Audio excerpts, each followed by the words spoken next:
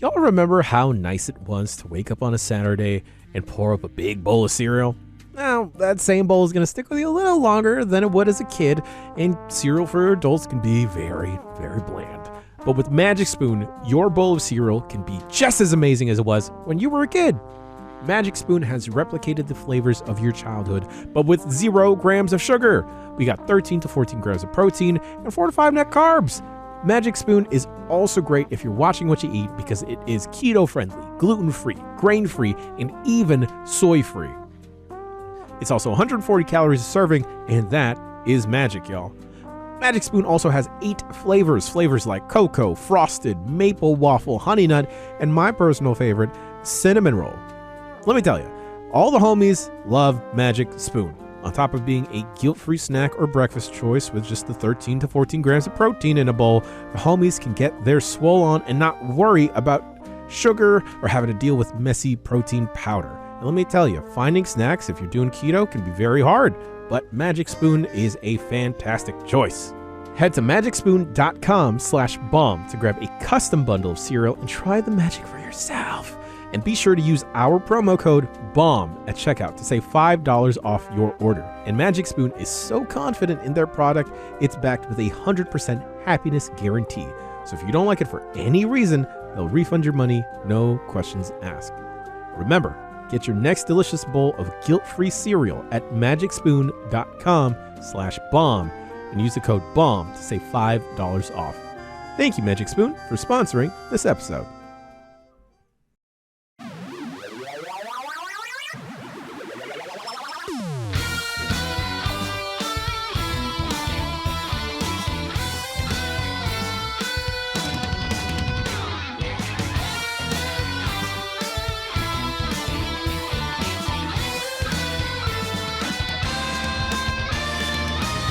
Hey, everybody, it's Tuesday, May 2nd. I was just getting used to saying April, but I guess we're in May now. Welcome to the Giant Bombcast, episode 787. I'm your host, Jan Ochoa, today, and I just want to take this quick opportunity. I'm going to kill the music here. Hey, you're looking mighty fine today. Here. Oops. Thank you. You're looking mighty fine today.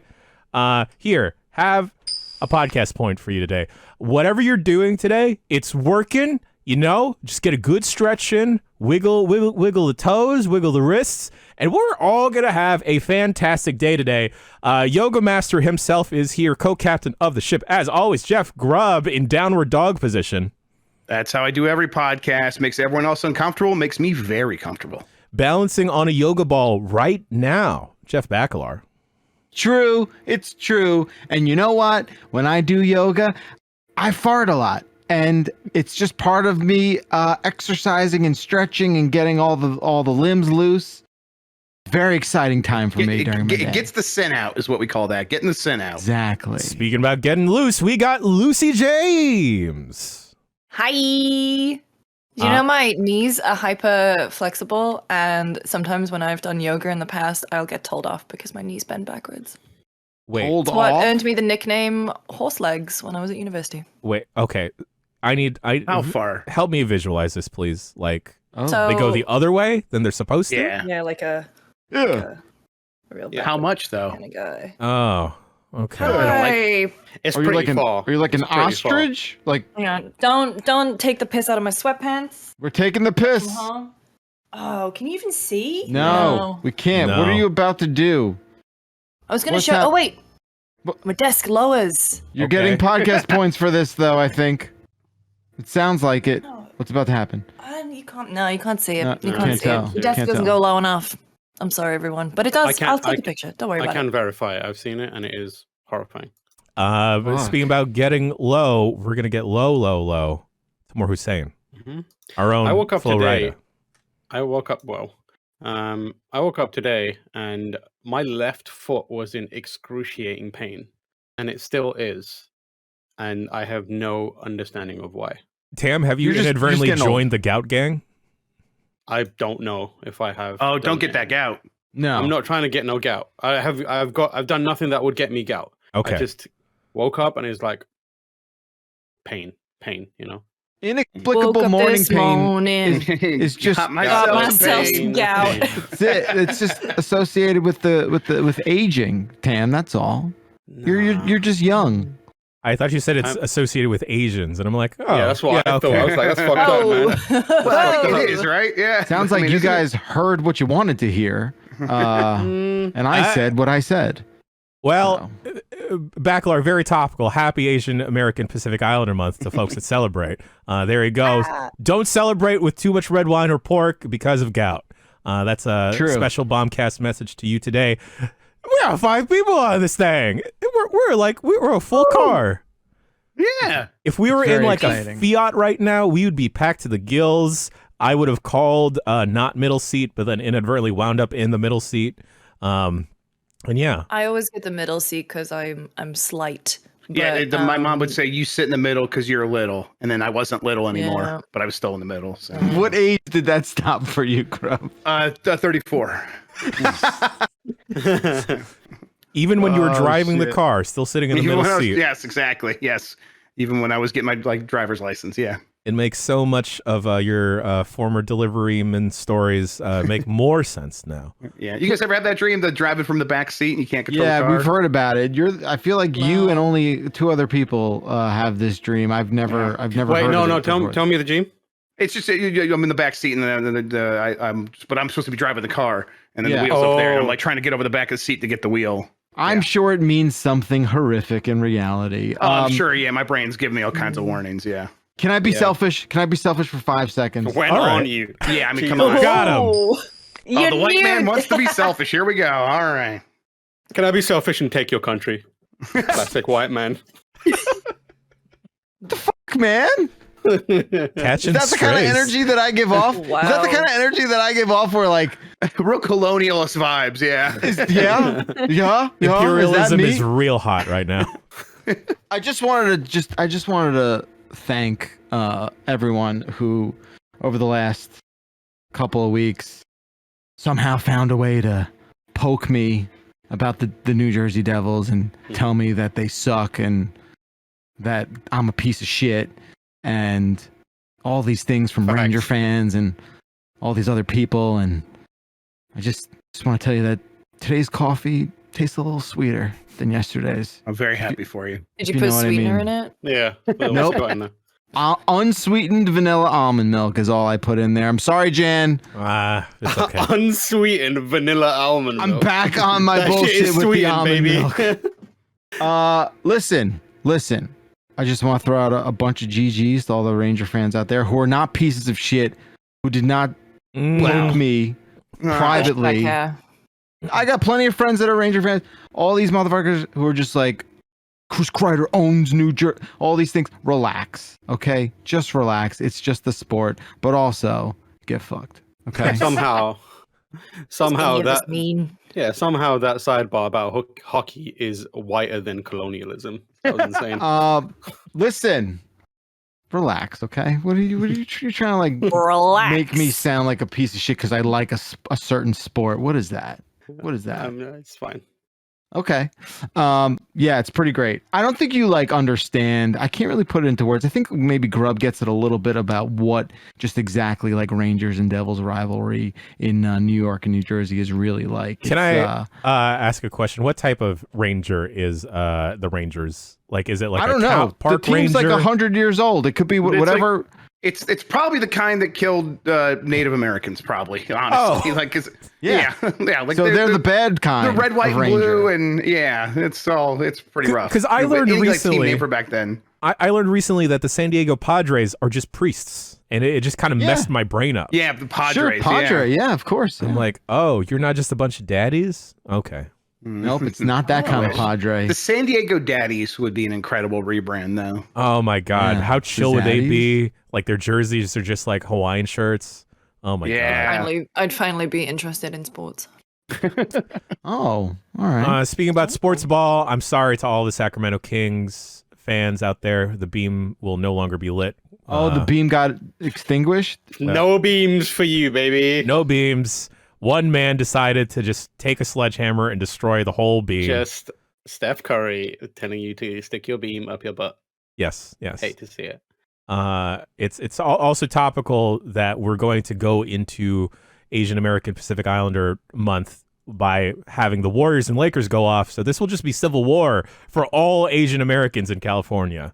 Warriors fans, Laker fans, just fighting each other, just duking it out. Any more sports talk, folks? Feeling good. I like tennis, and I'm excited for the return of Wimbledon. Tennis rules. Next I month. love tennis. That's awesome. I love tennis, but I haven't really followed it in a while, properly. But I do enjoy. Do you play?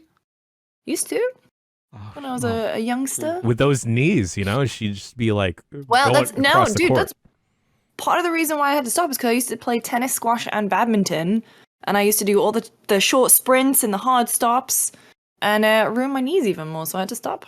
I feel like you have a really good 180 turn, Lucy. Oh yeah, Like a hard pivot. I'm sprightly. Sprightly. Oh yeah. Those ankles. Wembley Absolutely. Stadium is not Wimbledon, huh? I'm sorry, I'm thinking about wrestling.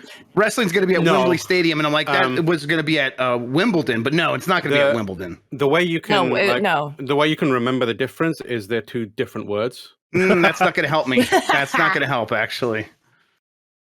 All those British words sound the same. Shout out to Siegfried who said that's a lot of white sports. Shut up, baby, I know it. There you go. Tam, Lucy, I miss y'all. The three of us live in the same city, boys. and I feel like I've seen these. I'm about to see these two in person more than I'm going to see you two, and we'll remedy that. I'm so sorry. We need to get back on our regular monthly dinner date. Yes. We did one, and then The monthly cry. Left the country. Yeah, the monthly The cry. monthly We're cry. doing that? Oh, Yeah, that's cool. I started ordering olives because of Lucy, because I was like, I've never had someone order olives at a dinner table, and now I can't stop eating these olives. Hell yeah. But do you remember that I thought it would just be a normal amount of olives, and it turned out to be enough olives for the three of us to dine out on for a week? Yeah.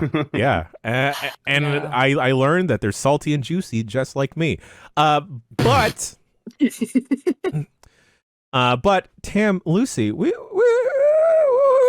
got some stuff popping off over on the GameSpot side of things, and when I say some stuff, I mean an obscene amount of stuff, because you two are the busiest people that I know. So why don't we talk about what GameSpot's launching right now? Bunch of new shows. I know. So we know that we haven't been around as much recently, and it's because we've been very, very busy, and we're very sorry. But we've been gearing up for launching a bunch of new shows, which is super exciting. And we started them yesterday.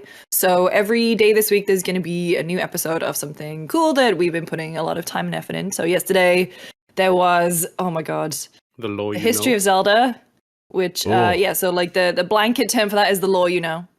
Which is, some would say the pun came first. I can't confirm or deny.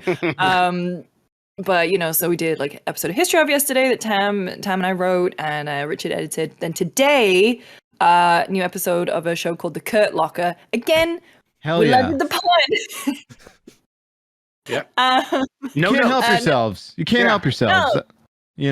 But Kurt has been doing these great video essays, and so for a long time, and that's part of the reason why we hired him. So we've given him a show to do it. Yeah. We have No HUD, which is all about finding cool ways to play the games you're already playing. Thursdays, we have Expert React. Experts, Yeah. And so we have Star Wars Jedi Survivor on Thursday, and then on Saturday we've got Jonathan, Firearms Expert. Friday, Tam and I have a new show, which is wild. Come back to that. And then Sunday, we have How It's Saved, which is all about Resident Evil 4. That's the slate. I feel bad, just kind of saying the whole slate because it's all over the website and everything. But I want to make sure that, the team gets that kudos because everyone has been working so hard on this stuff for a very long time. And we're just excited to get it out. And Tam and I have a news show, which is, Tam, you take it. That's a mistake. I know. Someone let us make a news show. As we mentioned, the idea of the slate was to kind of create these specific types of content that people can enjoy and give it to them regularly on a day-by-day basis, instead of having this kind of massive like shotgun approach that everyone seems to have right now, where it's like you just put out content whenever. And the new show what we're doing is like on Friday we want to tackle the news but not regurgitate the news, if you know what I mean, because that's what chances are everyone who watches us on anything will have heard the exact same news in 3 different other podcasts, 4 different other streams and other videos and that kind of stuff. So our approach is kind of like a little more focused, where we take kind of a topic that is news focused for that week and discuss that itself and try and create a conversation around that, as opposed to just reading the facts of it and, doing that kind of analysis. So that is the show. It's called Spot On. Spot On. Like the perfect show for 2 British people. So are you guys going to be drinking tea during it? That sounds incredible. Is there like a crumpet situation? Yeah. Like what? So the Spot On name is really good because it's like obviously GameSpot, and then it's also a British phrase. It's a British phrase where you say like it's basically the equivalent of on the money. Like or nailed it, spot on. And then it's also a play on the classic GameSpot show. On the spot? Was it? On the spot, yeah. On the spot. On the spot, also it's a play on. It is GameSpot's opinion on. Yeah. Spots on. Spot on. So but also, multi-layered. I mean, we'll get you guys all on. Like Jeff, for sure, you will be on Spot On.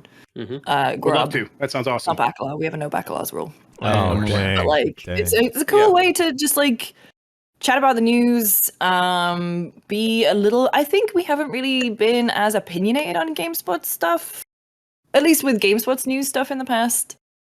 I haven't done news there traditionally for a long time, but like it's just kind of nice to have like a little bit of a soapbox. Yeah. And for some reason, they gave it to me and Tam. Yeah. It's because we have a depressing amount of experience. We've got a crazy amount of experience in this industry. It's not going to be a live show. It's a kind of video that you can watch or consume. We've built a new studio for this stuff. So it's exciting. And then, ideally we'd love for people to watch the videos, because you can, it's going to be edited nicely together and that kind of stuff. But of course, some people just want to have it on in the background, and that's valid as well too. But take a look at the video, watch it on YouTube, because that helps us massively as well.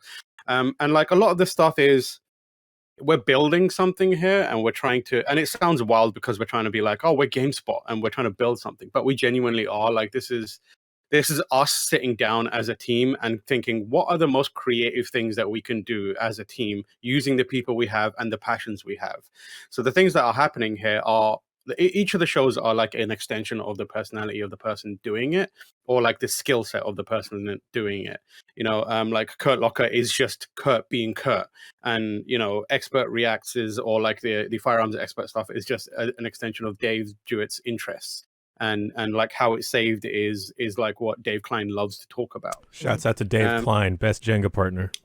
Yep, good guy. Oh, yeah. But yeah, that's kind of like the approach for us. We're trying to do a more personal approach to content, and we hope that it takes off. We'd love to get the dudes behind it as well and show it some love.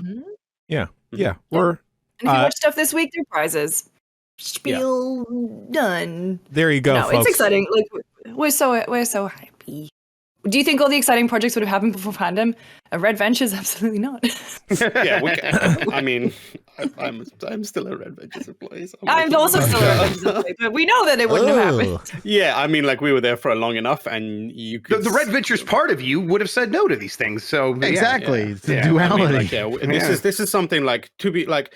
Again, not to corporate show, but this is something at fandom that we've been given the task to do. Like we came to fandom, obviously there's always going to be like trepidation about moving to place, and immediately they were like, what do you guys want to make?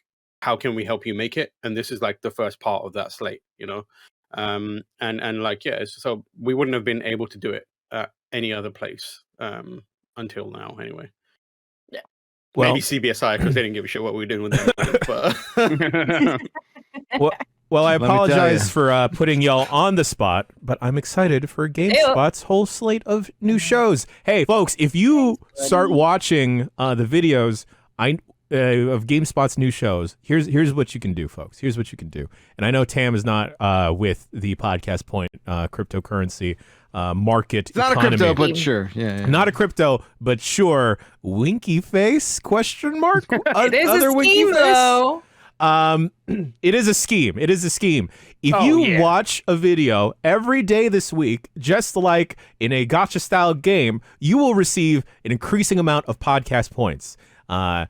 Where you can redeem these, I don't know. You keep track of them yourself. All right. If you ever see me in person, you ask, I have podcast points. Can I spend them? I'll hook you up. Yes. If you see me in person in San Francisco and I'm walking the dog, I will let you pet Scout.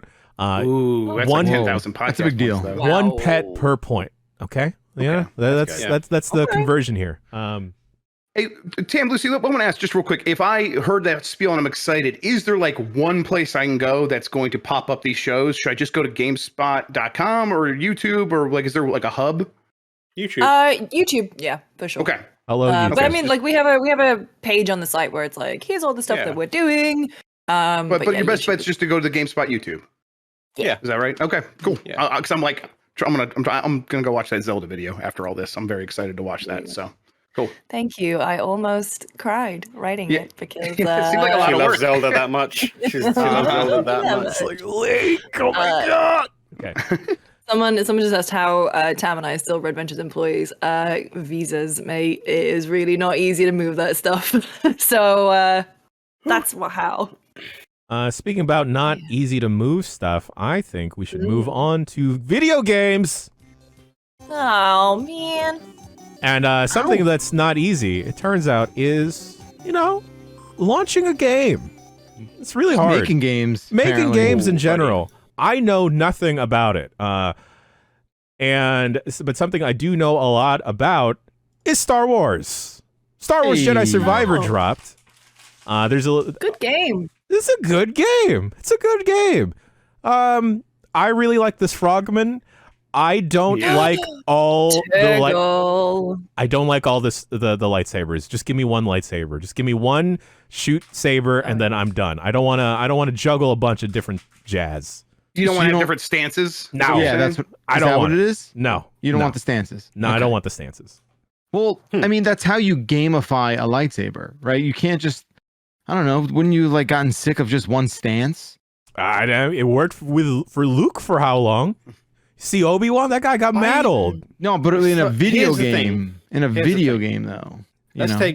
Here's what I understand Jen's kind of not critique here, but his assessment.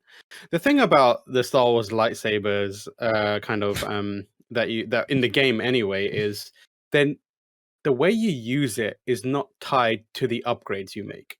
So it's not like when you unlock a stance and then you get a lightsaber, you're unlocking a specific move that allows you to wield that lightsaber in a different way. It seems like for the most of the game, regardless of what upgrades you put on, you press the attack button, it's a random blah, blah, blah, blah, like that. It's like, okay, cool, which is fun, but like it's great. But what I'm saying is like there's not a necessity for it to be there. I like it, but it's like still, I don't. It's not like in like any other game where you unlock an ability and it's like, okay, now your character has figured out how to use the lightsaber and swing it in this way, and there's a different animation for it that you never had before, and now your cool lightsaber stance that you've got is now usable. It's just like here's another way to swing this thing, and that's it. That being said, I really enjoy this game when it works. It's What good. are you playing on? I feel. Yeah, what are you playing on? Because I haven't had.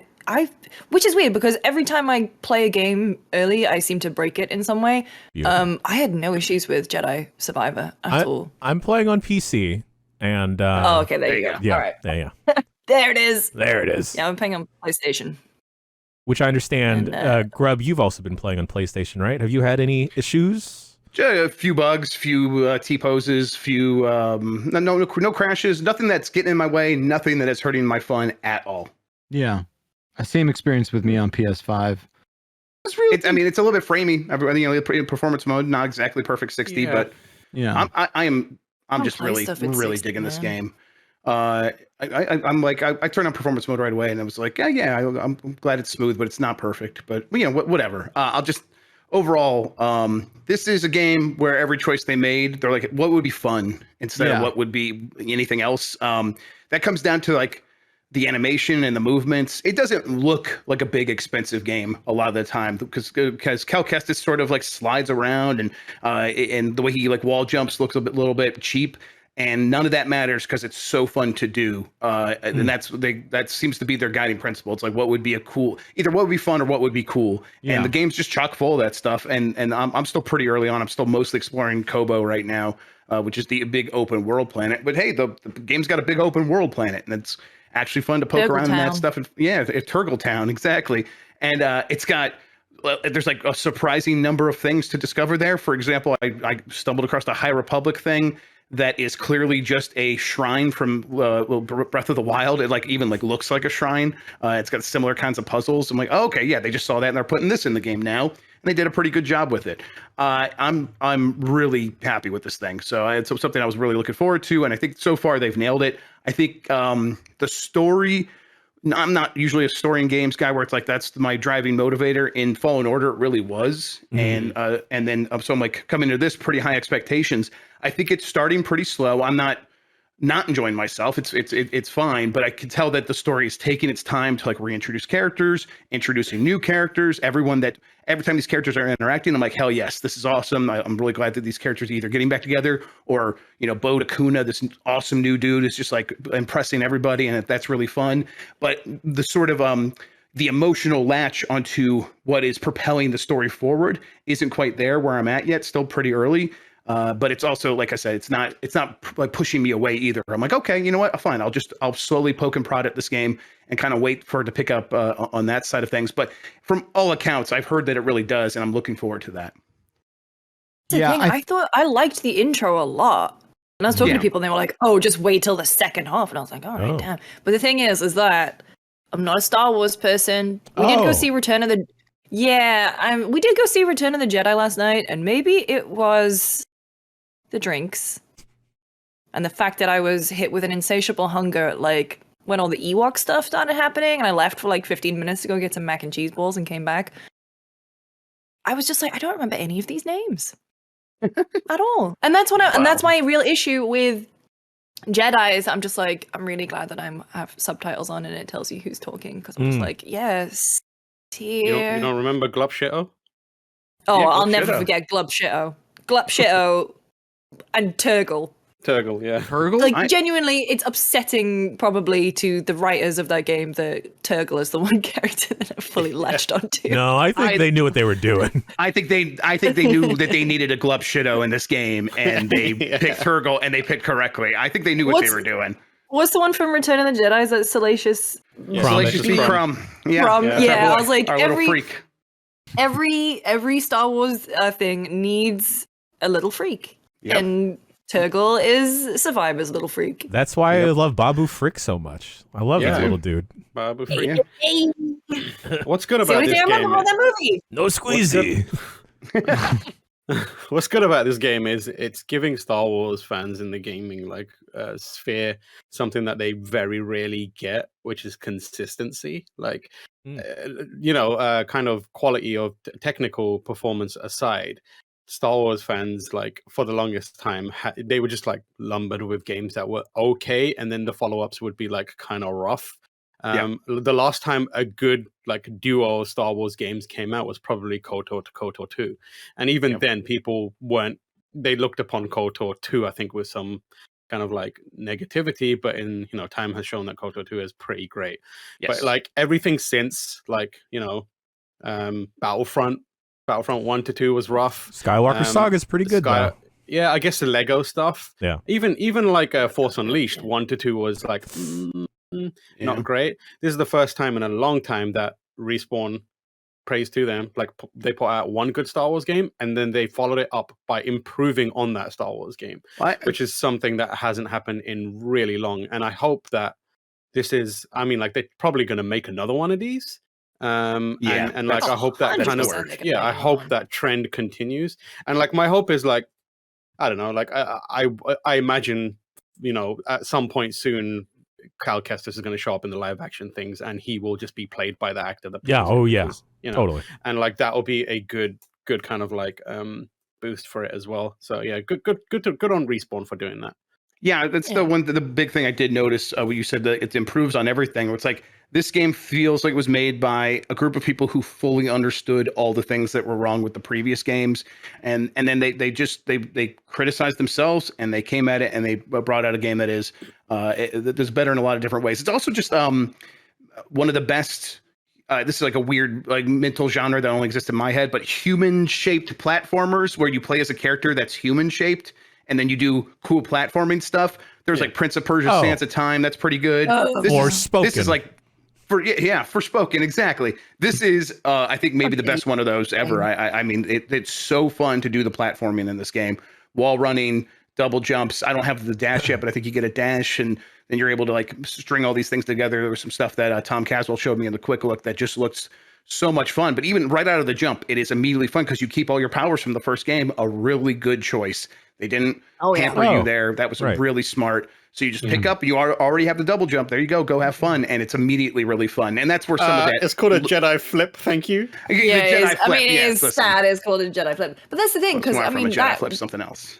Do a flip. Reset problem, because I can't even imagine how you would go. Actually, that was the problem with the Force Unleashed, right? They start you off, you play as Vader, and you have all the powers, and you're walking down. It's like, oh, this is sick. And then you go and you are... You're Crash down from it Crash down from Battlestar? Who is he? Yeah, it's Battlestar. Sam, isn't Star it Sam? Killer. It is Sam Witwer. Star Killer. Yeah. I think he's Crash down in Battlestar. He's only in like the miniseries, I think. He's Darth Maul from Clone Wars. Was what he is now. Oh, that's the voice for that. Yeah. He was also the baddie in Game of the Year, Callisto Protocol. The guy who showed up and then got thrown out of a window. Yes. So I don't really like Star Wars. I think it's fine. I was gonna say, weren't you getting into Mandalorian again? I'm still in it. I think like Mandalorian is just it's just like a reliable like snack that I can just go to and be like. That's how I refer to Pedro Pascal too. Oh, he's more than a snack. Although he's a whole ass meal. After a while, I forget it's Pedro Pascal. I mean, I know it's his voice. I know he's in the armor, but it's also he's not sometimes. I'd like he in the armor? He's definitely maybe not. I mean, I'm sure a lot of it's stunts and whatnot, but also, I watch Mandalorian. That's fine. Everyone says to watch Andor, but it's like I'll get to it, whatever. And I don't really care for the movies that much, but I really enjoy this. I don't like Star Wars, but I like all the toys in Star Wars, if that makes sense. Well, it's got really good aesthetic designs, right? Star Wars looks cool. It looks cool. Yeah. I like this. I like the rules. I like the magic. I like all that stuff. The magic, the Force stuff. The Force. Yeah, it's magic. I mean, it's magic, right? Science Whatever. To me, man. I also appreciate. Exactly. It's all Jedi flips, smoke and mirrors. Someone brought this up. I think it was Sith Minded in the chat. He said, "Oh, I wish you could change your stance loadout outside of the meditation points." And I think that's a completely valid piece of criticism. Like it's insane to me that you can't do that. Part of me is always like, man, wouldn't it be cool to actually have a game where like a lightsaber does what a lightsaber can do? And in this game, like. You sort of get there, and I think that's really fun. You get the hard PG-13 version of that, right? Totally. Where you could cut off one arm, and they're not gonna let you like cut someone in pieces, but you can cut off one arm. And that's the thing. I was like, oh, can I let my kid watch this? And I'm like, oh, I think this is like just at the top of the level that he can kind of like handle. Yes. They're pushing the envelope a little bit. Jaws on the other side of the envelope there. Right, yes, exactly. Yeah, I think it's a little further, but sure, for the purposes of this conversation, like when you decapitate that first boss and they don't really show it to you, and he goes to me, is that guy dead? And I'm like, no, they got his helmet. They just took his helmet. That's how you win in Star Wars. You take their helmet off. Yes. And then you have to go home to your mama and she has to make you a new helmet. It's all good. They kill that senator right away. I'm like, no, he's fine. It's fine. But this is he's just a senator. They're not real people. One less talking politician. About trading. It's a good game. It rubbed me the wrong way, I think, in the beginning for whatever reason. I got really lost in that first loop they did. There was like and I don't like this game's also reliance of sneaking through cracks that are like hidden in things. I think that It's Lot just of a weird sort of squeeze-throughs. design choice Yeah. there. But No, other and I than missed that, them Loads. I missed them It's too. fun. It's They're in the wall fun. there. They're hidden there. I'm like, Yeah. why is this Why- more obvious? And then yeah, I why- find it. I'm like, oh, that's where I'm supposed to go. it's just like it's a little insane to me. All that aside, I'd be lying if I said I wasn't having a really good time with this thing. Way exceeded my expectations, tenfold for sure. And I'm into it. I'm gonna play the whole thing. I really like the way the aliens look in it. They kind of look like someone said, instead of trying to make aliens as like video game characters, what if we just remember that when they were in the movies, they were just Jim Henson puppets, and let's just make them look like Jim Henson puppets. And it's like they move and their heads flap, sort of like Jim Henson alien creatures, and that effect is like really works for me. And it makes it feel very Star Wars. I really like it. But then the rest of the game, like it does feel like a big budget game made by humans, whereby it's like at a certain point they recognize their limits and they're like, okay, yeah, we could push through here and we could make this the most polished thing ever, but it's fun now. Maybe let's just go work on another fun thing instead of trying to make this look as precise as a Naughty Dog game or Red Dead Redemption 2 or something like that. Let's just, it's going to be a little bit rough on the edges, just a little bit. And I kind of like that because it makes it feel like they just jump from one fun thing to the next. And it really does have that sort of Respawn magic of reminding me of Super Mario Galaxy 2, where it's like every 10 to 15 minutes, I'm doing another fun thing. They're introducing another fun thing. So that's really impressive. And yeah, I'm sticking with it. It's been very nice to have this game when there's some other ones out recently that it's like, oh, this is actually, I was looking forward to this too, and this is just a bummer. Jedi Survivor, not a bummer at all. It's just straight up a good time. Yeah. Looks good in parts too. I'm like, something about it. I don't know. Maybe it's like the glow of the light, like the reflections and stuff. It's just really Maybe it's the sharp style, looking, man. right? Yeah. I think I haven't art messed style. around in photo mode too much, but I've seen some people post some. Yeah, how do you nice- turn on photo mode? I tried to do the both sticks at the same time, but that's the in- power, right? Yeah. No, it's in if you hit start, I think Okay. that you hit square or something. It's like go into photo mode. I was wanting to Like one turn of on those, photo like, mode, Resident something I never Evils. want to do. So like, I'm definitely gonna give that a shot because there's some cool stuff in that game, cool looking things in that game. Good art. I'm a sucker Pause in for all triangle, the. says Marino. Thank you. Yeah. I'm a sucker for all the packaging too, and like typeface choices and all the design. Oh, element, you like all that. slut. I am. Well, it's just I am. really love That's what the they call me look. in college. Yeah, Amazing. it's good. the way It that looks good. Tells you like every time you've interacted with something or heard a rumor and it has like a running log of stuff. I think that's really cool. That like is so cool. to not get overwhelmed. It feels like one of those things where it's like Respawn really figured something out. Everyone's going to copy it. Maybe they won't copy that because that's kind of in the weeds a little bit. But this is the same studio that came up with the ping system in Apex Legends, and now that's everywhere. And like a log that is smart and updates as you do stuff would be good to have in a lot of games. Yeah. Go ahead, Jen. No. You sir.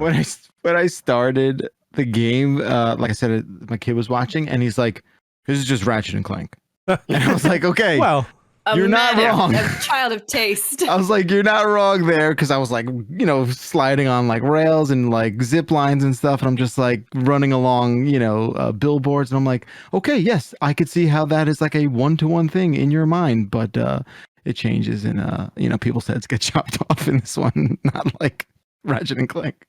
Tell him that's a good observation because it's not right. There's a main character that's got like weapons, and there's a little robot that flies around alongside him and stuff. Yeah, Like, yeah, totally. it's all right there. BD1, man, what a cute little droid. Just an all-star, absolutely. Yeah, I didn't get got by Baby Yoda, but I got by BD1. Oh yeah, same. I Baby Yoda. I'm like, you didn't I'm sorry, like Baby Baby Yoda really yogurt? fast.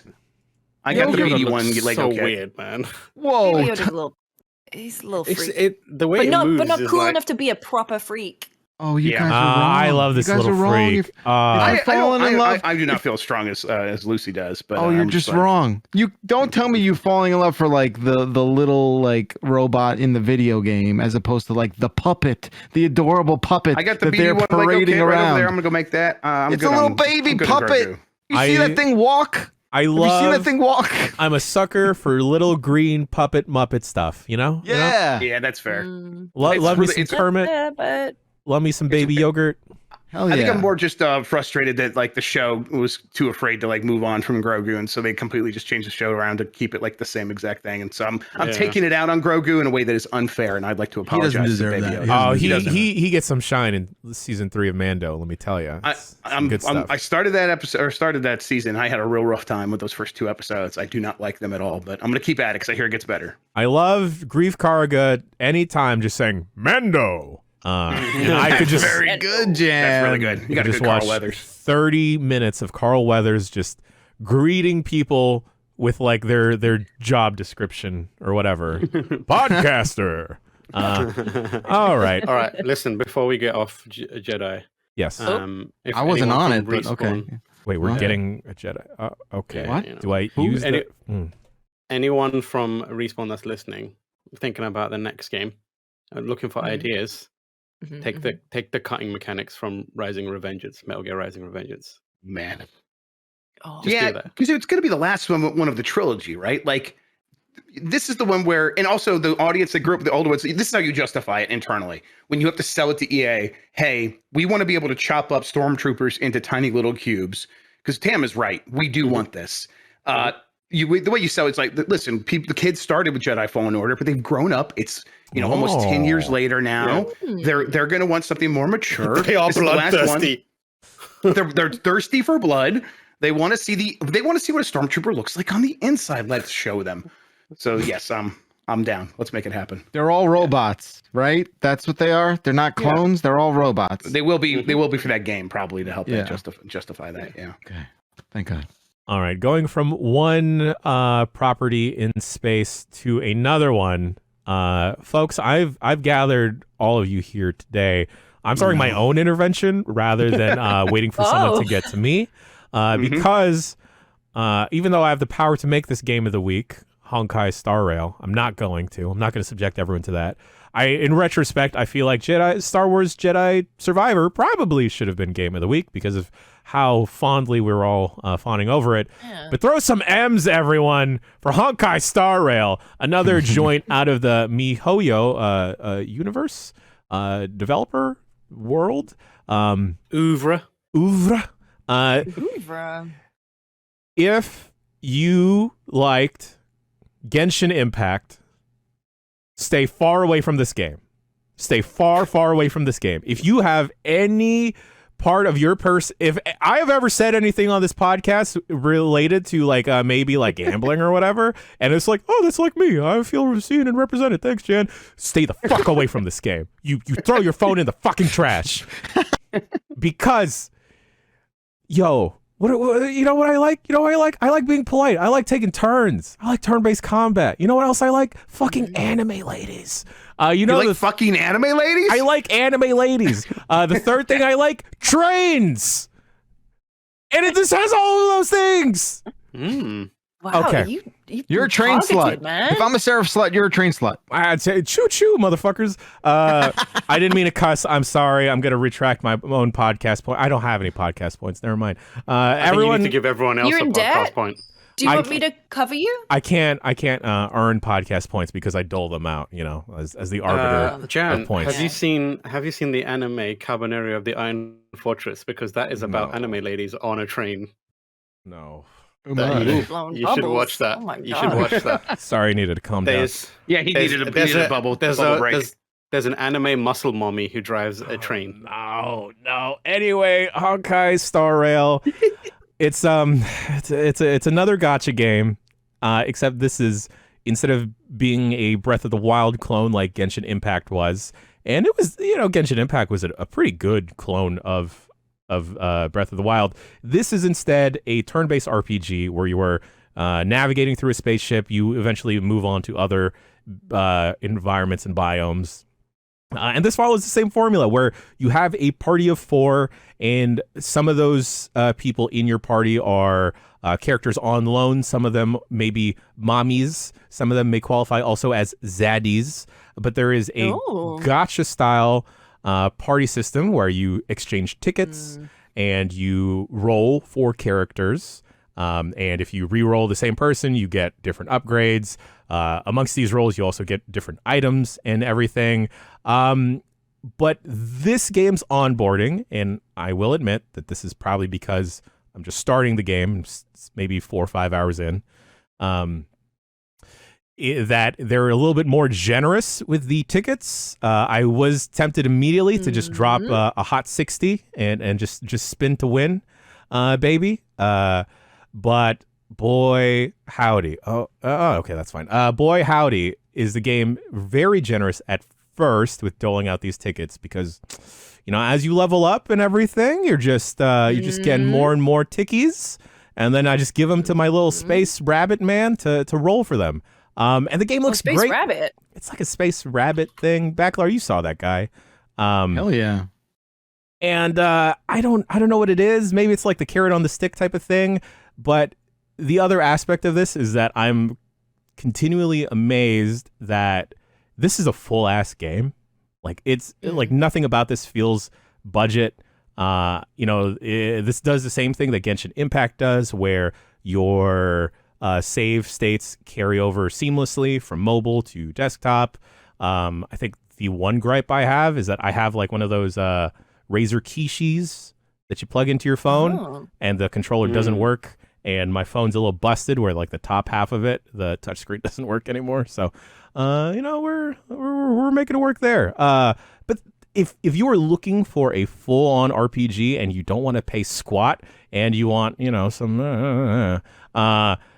Honkai Star Rail, I don't want to recommend it, because I know that there are people out there like me with a lack of self-control. But hey, it might be worth taking a look at to experiment with. Also, though, I think this is proof of concept. I think I said this either on a Bombcast months ago or a Game S Mornings, but I definitely think that a Persona game could work in the same formula. Don't put that out there. I already did, Lucy. Just think about it. You want to get those social links up, but you got to spin. You got to spin for these social links. Oh, that game's out in Japan? Is that what that game is? Oh my god. The mobile? There you go. You're welcome, Atlas. Cut the check, baby. I'm expecting it. Retrospectively. Please. Hey, Jan, there's a GIF in the chat if you want to have a look at something. Oh, I can't open this chat. Oh, the muscle mommies. But yeah, Honkai Star Rail, it works great on mobile, works great on PC.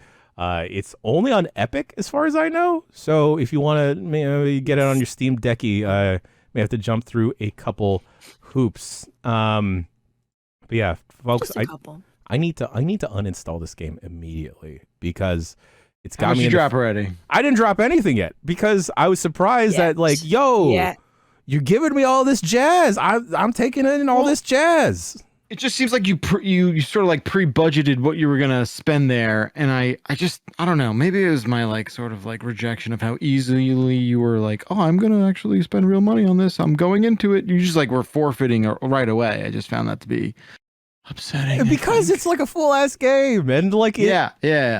And in other gacha style games, there will be like the point where you can't really play the game, or it's a little bit futile to play through it because you're not earning anything. Here, you can continue playing through the story, continue leveling up characters or whatever. And I wouldn't think that doing it in a turn-based style would work as well as it does, but it's very fast, it's very snappy. Ultimates are flying out constantly, and that's great. And the game looks great. There isn't as much voice acting as there was in Genshin Impact, but who knows, that could change. There also is not a Paimon style character, so if that was off-putting from Genshin Impact, get on the train, baby. We're leaving the station.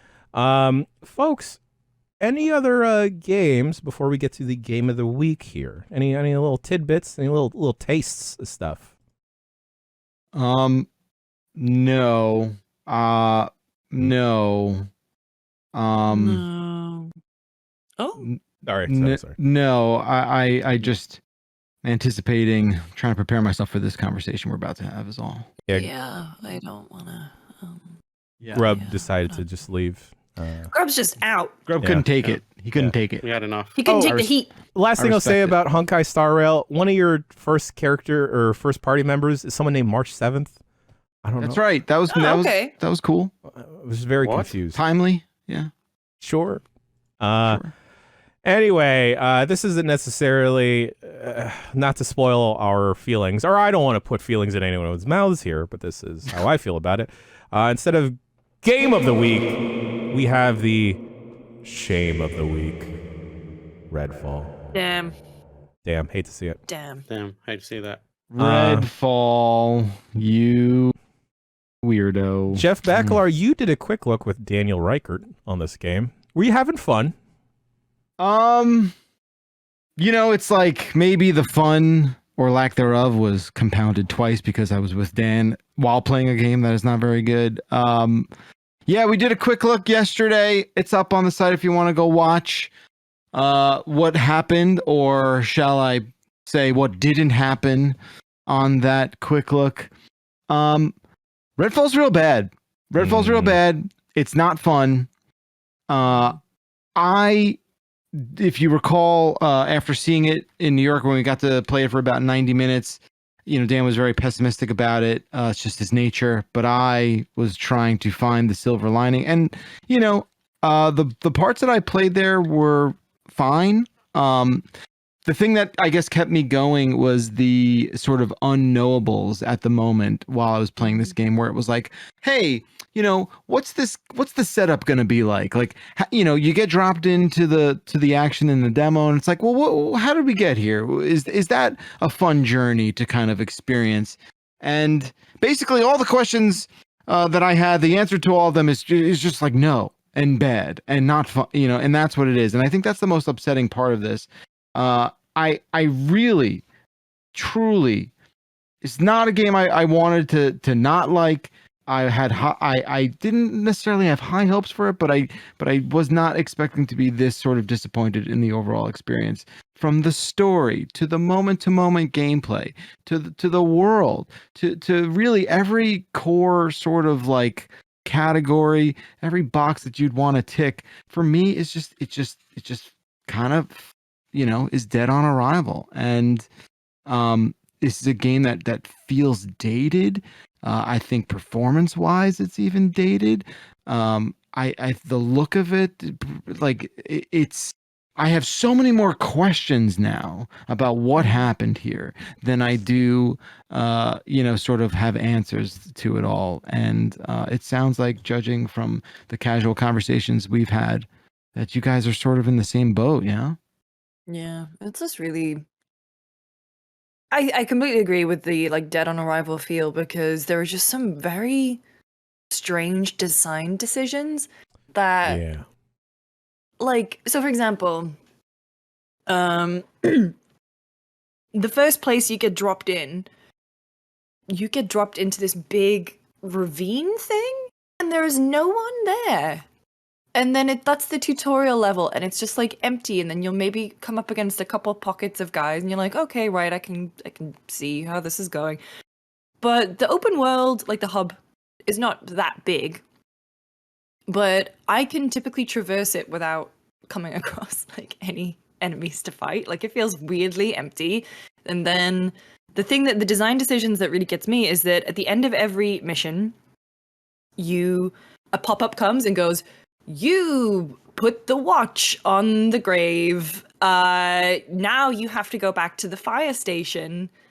And you have to go back to the fire station after every main mission. And it's super, super irritating because you just fast travel there. And then you go upstairs, because it's not like you just get the mission, you walk into the fire station. The fire station, by the way, is completely dead. Every time I popped in, it was the same, oh, sorry, I'm just feeling a little weird today, bark from the character who's sitting on top of the thing. You have to go around, but there's no real reason to talk to any of the characters who are in there, because you just walk up, you refill your ammo, you refill your med kits, and then you go upstairs. That's the annoying thing. You have to go upstairs to pick a new mission. You can't just pick it from the fucking menu like any other game.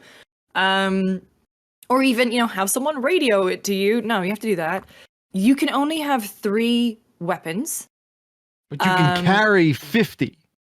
But you can carry so many. But then there's one very specific fucking enemy, which is makes like this red mist. And the only way to get rid of them is to fire UV beams at them. Oh, the blood and cloud then thing. Smash them. Yeah. I never use the UV gun unless I'm doing that. So I have to manually go in, swap that gun out every single time just to deal with those enemies because they block off a bunch of progress, like a path. There's no way to set loadouts. It's really annoying to go through all the looter shooter bullshit of it.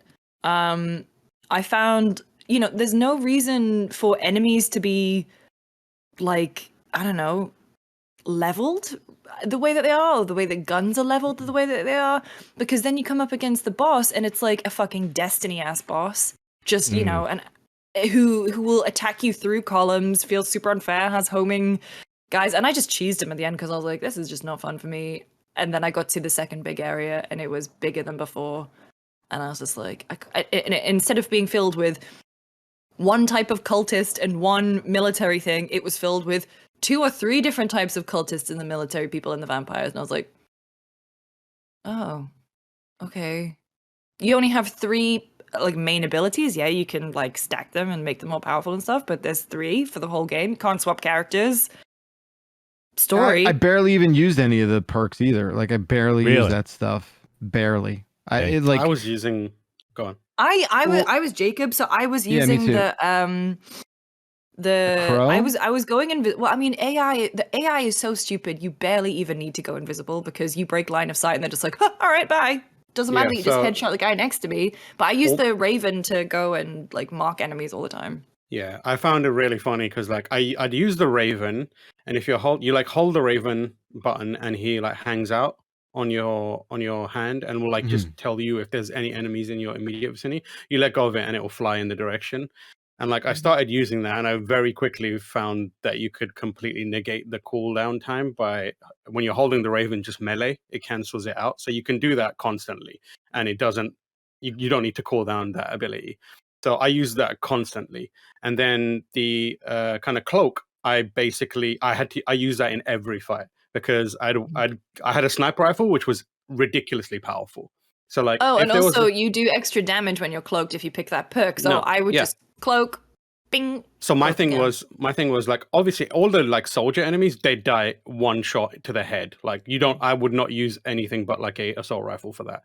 But the vampires, what I would do is like stand at a distance, shoot them a headshot with the sniper rifle. That would make them they just come straight at you, and I'd wait them to get at point blank range and then use my cloak, and the moment the cloak is engaged they just stop and they don't try it. They just stand in front of you and they move slightly and then stop, and then I would be completely cloaked, just aim up a point blank headshot again and fire, and it would kill almost every vampire. Like, and it was just like within maybe an hour or two I'd like completely, like, I was overpowered by having basic items and weapons, and it just made no sense. It's a bizarre game that I don't want to speculate or anything like that, but there was a discussion happening yesterday because people were talking about the game and it leaked. The reviews were leaking, and one of the reviews was like, "Oh, I don't understand how a team like Arcane could make a game this bad." And it got a lot of flack as people were talking about how it wasn't fair for them to say that. And that is the thing that I was thinking about the entire time. Like, it was the entire time I was like, how does that team make this game? And maybe I'm in denial because I love their games and I like believe in that studio, but I just, every fiber of my being is just like, something more is happening here. Like, something else happened here that made it into what it is. And like, as I was playing, I could see a more ambitious game. Mm-hmm. I could see them going like, oh, we want to make an immersive sim that is like a massive open world. Like the areas that are connected between the first one and second one are done by a loading screen. Like, you are moved, like picked up, fade to black and put into another area, and then you go into it. And it seems like, oh, those, at some point, I imagine those were meant to be connected. Because it's like you have 4 vampire lords, and each of them has dominion over a corner of Redfall. But they have no presence. Like you have one, which is the Hollow Man, and you don't see him until the final end of that first part. But like, there's no indication that there's 3 other vampire lords in that area. And if they wanted that approach, why would they create 3 or like a distinct kind of line between them? I have to believe like at one point they were like, we're going to have this massive city, and then they're going to have like dominion over each corner of it. It's sliced up and they all have it. And then you go through and you slowly take the city back. But that's not what it is at all. And then like the kind of ability stuff, it looks like they start the story stuff, especially like the story stuff. There's little bits of it that are kind of okay and interesting. And stuff with the daughter, I thought was genuinely like, exactly. That was where it was like the glimpses of like some cool arcane shit. Yeah. The stuff with the Hollow Man and like how he became this vampire god. Like I genuinely think that was really cool. Yeah. But then I mean like Mitch, I just mentioned it was like the slideshow cutscenes. Yeah, the slideshow cuts is also like the one thing that the thing that I kept seeing was like those mentioned that moment that Lucy mentioned is like that is what I believe they wanted to. I think they wanted to lean on that kind of like otherworldly stuff way more in this open world. Like I love the idea of this open world that is like vampire ridden, but also has this like otherworldly part of it. Like you go into that building and it's like deconstructed, and I think there's parts of it that look like the whole scene, the whole stuff with the outsider in Dishonored, like going into that realm and having this spooky world, and the idea of that existing in a like standard open world kind of like first person game where you're doing immersive sim stuff sounds really cool, because those parts of the outsider parts were like very sparingly used and few and far between in the Dishonored games, and I was like, I wanted more of that. And I have to believe, like at some point, like they were like, let's do more of that, and like that's because that's where the creativity really shines, right? And it just didn't have any of that. It feels like a bunch of ideas that, for some reason, they've had to like not build the connective tissue, just graft them together as best they can, and the end result is something that just it doesn't work. It's functionally, it's there, fine, but like in all other ways, it just doesn't coalesce. Bakalar, how was the multiplayer with Dan? How is that process like? That was probably my least favorite experience. I enjoyed playing solo more than I did with someone else, but in terms of like the functionality of it, that seemed to work just fine. I thought it played a little hitchy on my end only when I was doing co-op, but you know, at this point, it's sort of just like another thing to add to the list. But yeah, it's a shame. And it's Dan didn't get any type of progression because he joined your instance, right? That I'm not 100% sure about. I think that's what we only the host has like persistence. That's a shame. Well, you guys pretty much summed up all my thoughts and feelings on the game. I'm still surprised that this is an arcane joint, all things considered. Is there anything they can do down the line to kind of sway you guys to perhaps check back in on Redfall after the, maybe a couple months later? If this game was more like functionally in disarray, I feel like I'd be curious to see how any kind of like repairs went. But I think it is sort of like I hate to say it, but like, kind of like rotten at its core. You know what I mean? Where it's just not all the sort of like pieces are already established enough that you're like, well, there's kind of no coming back from where it currently stands. I think now that I'm kind of like on the other side of the game, and we're sort of like made the playthrough of the quick look, and we're like, all right, this is what this game is.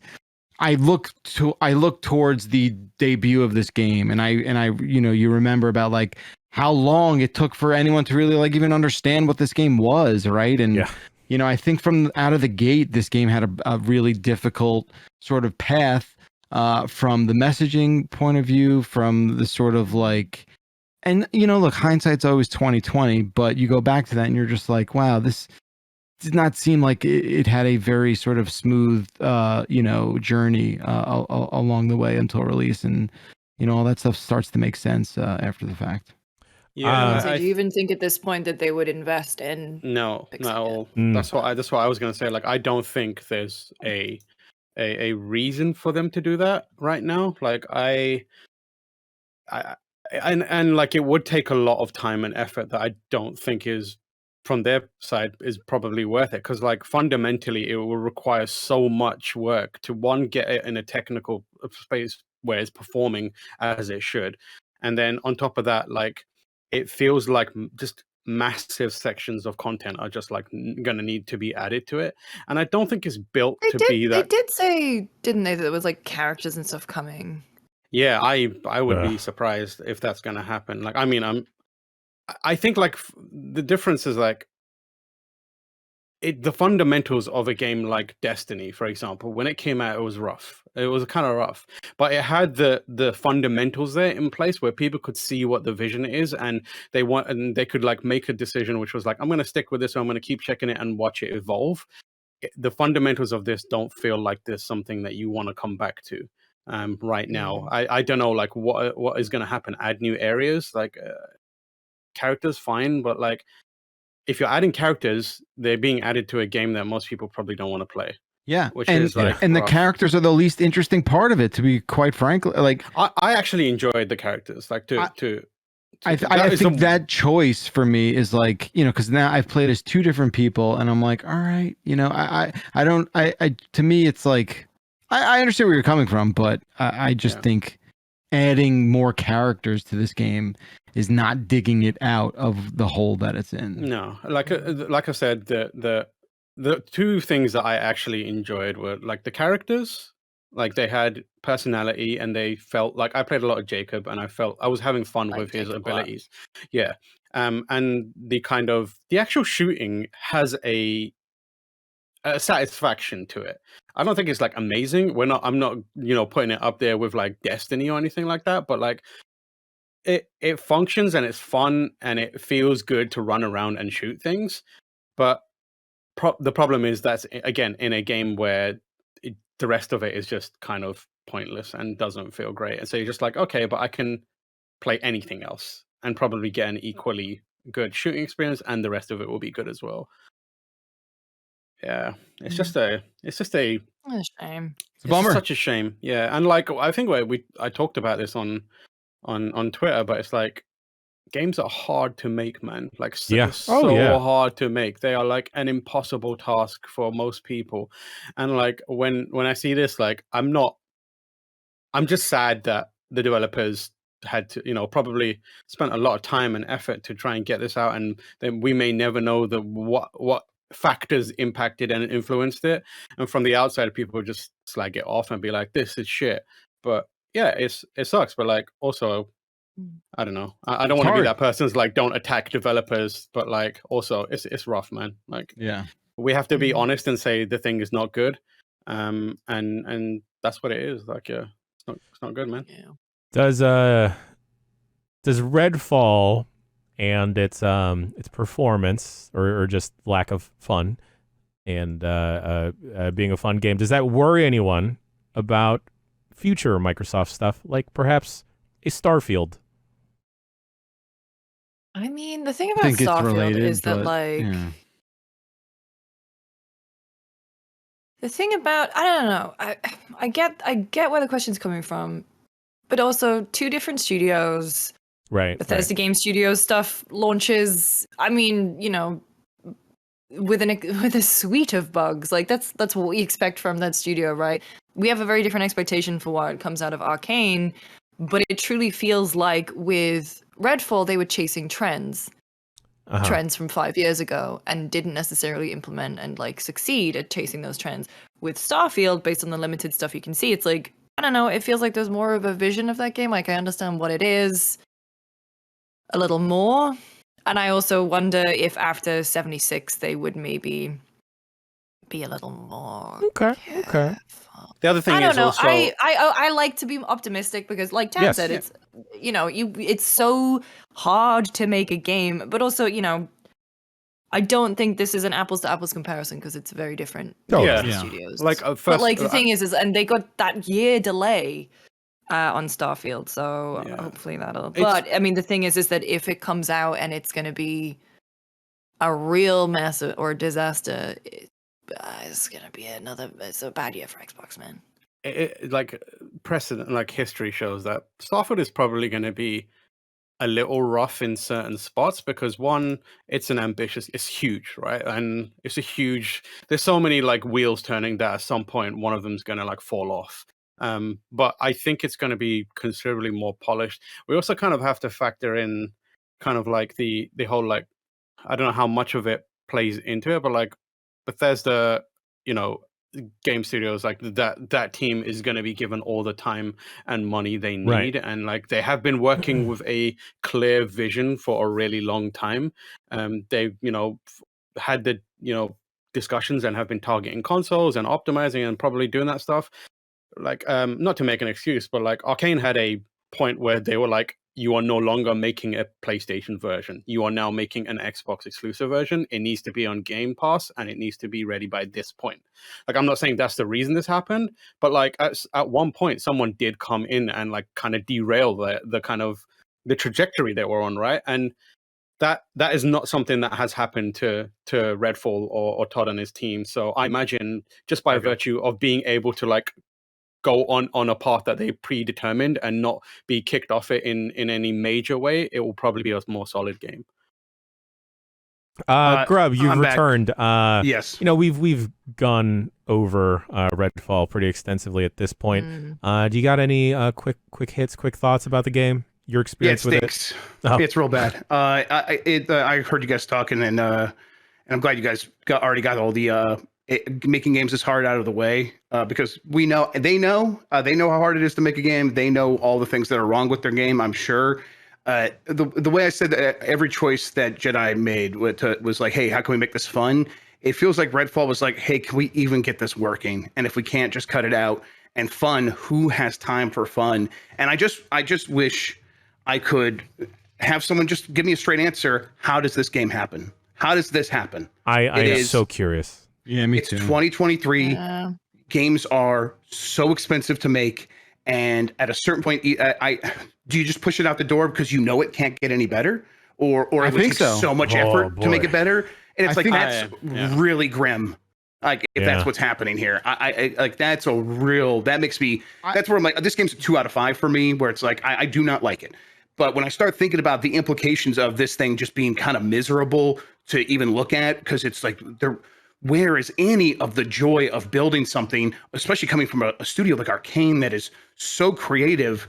It's like, well, then I start thinking, man, maybe it's a 1 out of 5. Like maybe this is like a real bad trip. Like, and I want that straight answer. I want someone just tell me, how does this game happen?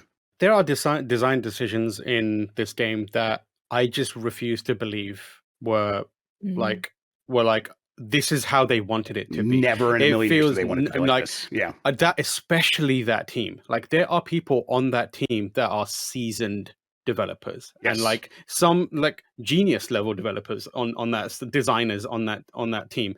There's no way that they, under their own making the game in the way they wanted to, chose this as the method for like, that whole thing where it's like returning to the firehouse every time a mission is completed.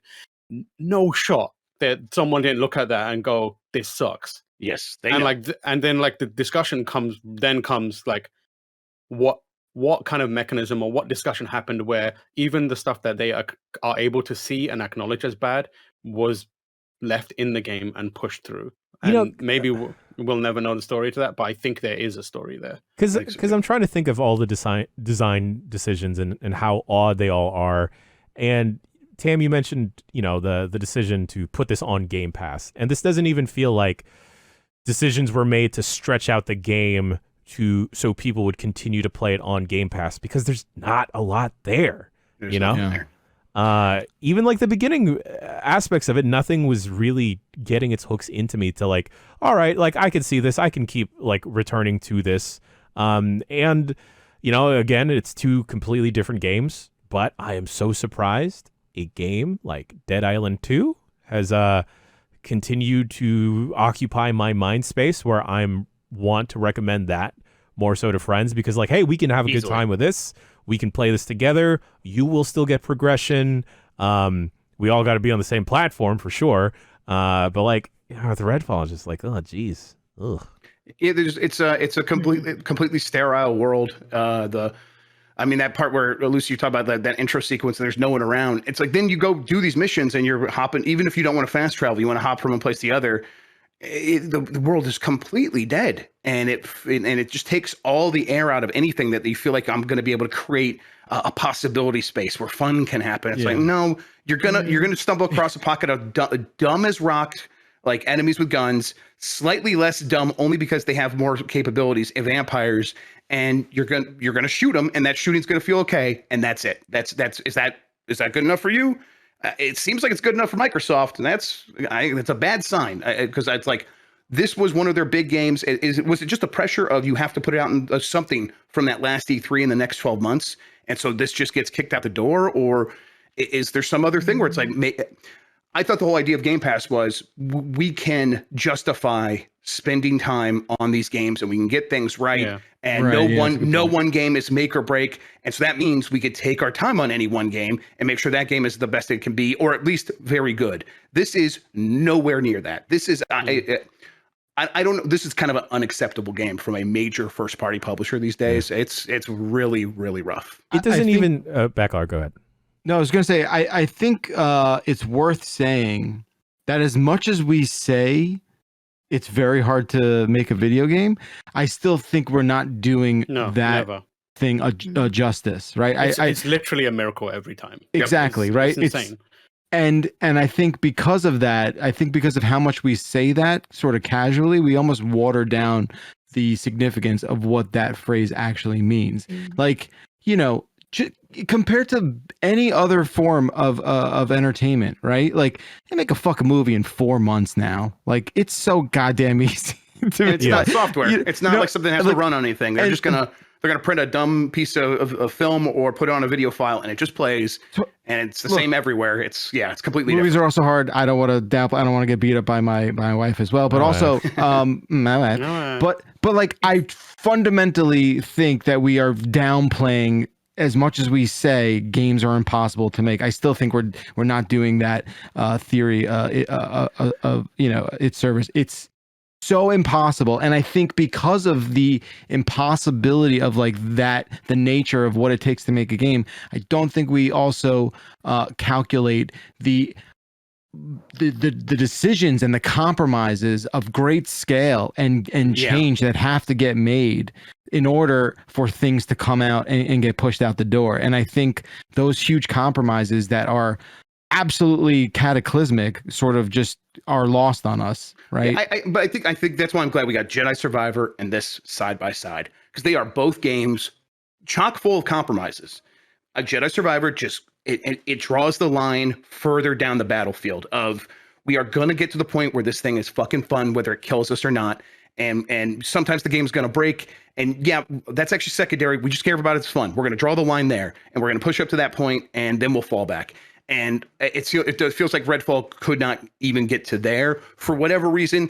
I'm sure that both projects, every game is hard. So at a certain point, when we say it's like impossible to make a game, but you put out a game, what can we do? We got to just judge it on the merits. Sure. And you put it side by side next to other things. It's like this is not good enough. It's just not good enough. Also, like, to kind of introduce a little bit of like the other side, not devil's advocate, but like, it's also a game that some people may genuinely actually have a good time with it, and that's not to discount like good podcast game. Yeah, I think it's a good podcast game, because I did that first kind of part. Like I paid attention for like 4 or 5 hours, and then I realized it was not worth paying that close attention to. I popped on a podcast and mindlessly just shot stuff, and honestly, like, I wasn't upset by it. I was like, fine, I'll get through this. It was only when I like thought about the experience I had that I started to kind of analyze it, and it came to this point where I was like, this is not good. But in the moment, I was just like, I'll just shoot some of this stuff. Like, it's fine. Maybe you play it on Game Pass and you try it and you like mess around with it and you find that, I can get like maybe 5 or 6 hours of fun out of this with either on my own or with a co-op partner. But yeah, it's not unplayable. It's not completely busted. It's functional. Shooting feels fun. Shooting's fine. And like if you Except for the want to bosses. if you want to spend the time on it, that's the main thing. Do you have the time to spend on it? Are you okay spending like 4 to 5 hours or whatever it may be playing the game? Because if you are and you have Game Pass, give it a go. I wouldn't recommend it long term because it doesn't feel great, but like you might find like for a few hours I'm into this. Yeah, I think you're right. I think that a lot of people are going to go play with their friends, and I haven't done the co-op. Bakalar, I heard you say that was kind of a not great for whatever reason, probably because you're playing with Dan Reichert. But Yeah, I think it was easy to set up though. There's no difficulty there. It's a little hitchy on my end, but who knows? it's a little frustrating based on what I've heard, where it's like that. Even then, it's it's this untethered experience where you can kind of hop in, hop out, and it's not going to affect the other person's progression or whatever, and then you guys can kind of go anywhere in the world. But that's not really true. Once you want to go start something else, you want to go start a mission, both people have to be right there, or all 4 people have to be right there to actually get it started. So it's still cumbersome. It's clear that they just didn't figure out a lot of these things that would have been quality of life issues, like way down the line in terms of like what would have been important after they got everything else figured out, and they didn't get any of that stuff figured out. So I think the shooting is fine. I really enjoy the weapons. I'm not sure about the powers. They aren't quite as fun to use, at least so far for me. But I think if you want to go in there and shoot some vampires with your friends, it's going to be a weekend's worth of fun. I think a lot of these games on Game Pass end up being that way. This is another one of those, and that's But this is supposed to be the first of those games that like rises above that, and it's nowhere even close. That being said, though, use your time wisely, folks. Go play Dredge. Go play Dredge. Yeah, play Dredge. If you're on Game Pass, folks have alluded to it in chat, but there's also another vampire game that you can melt hours on and just continue surviving. And I think DLC dropped recently for that joint too, right? Yes, Legacy of Kain, Soul Reaver. Yes, that's what I'm alluding to. Thank you, Tam. Here's a podcast point for you. I'll give it to Lucy. Well, folks, that was the games segment. Unless anyone has any other additional thoughts, stuff they want to get off their chest for Redfall. I think we did it. I hope that Arcane gets to make another game on their own terms. I think they've. Yeah. I don't think that's in jeopardy. No, I don't think so either. I just hope it's on their own terms. I mean, a Prey 2 would, at this point, an actual Prey 2. Yeah. Maybe it's Dishonored 3. That's the Leon team, though. Yeah, I mean that's the Leon team, but like the Austin team is equally as talented. And yeah, I agree. Still lots and lots of games coming out, but those were the big boys of this week. Definitely we'll talk about more games as we proceed. But I gotta take a quick little break. I'm gonna go boil some water. Gonna pour it over some news and let it bloom after this quick break. This is the real breaking news here. Podcast point to the Giant Bomb subreddit for once. There you go, folks. Well done, guys. That's well for done. you. You know what you did. And well done. I'm not going to say what you did because he's threatened to sue me before, so I'm just going to be quiet. I learned some things over the break, and what I learned was Nutella is a fun snack. There you go, folks. Nutella gets points. Jeff Grubb. Hey, you know what's also a difficult game, folks? Trying to better yourself. It's really hard, but shouts out to you at home for trying. You look. I cannot emphasize enough. I was saying that was going to be a. I was saying that was going to be a BetterHelp advert.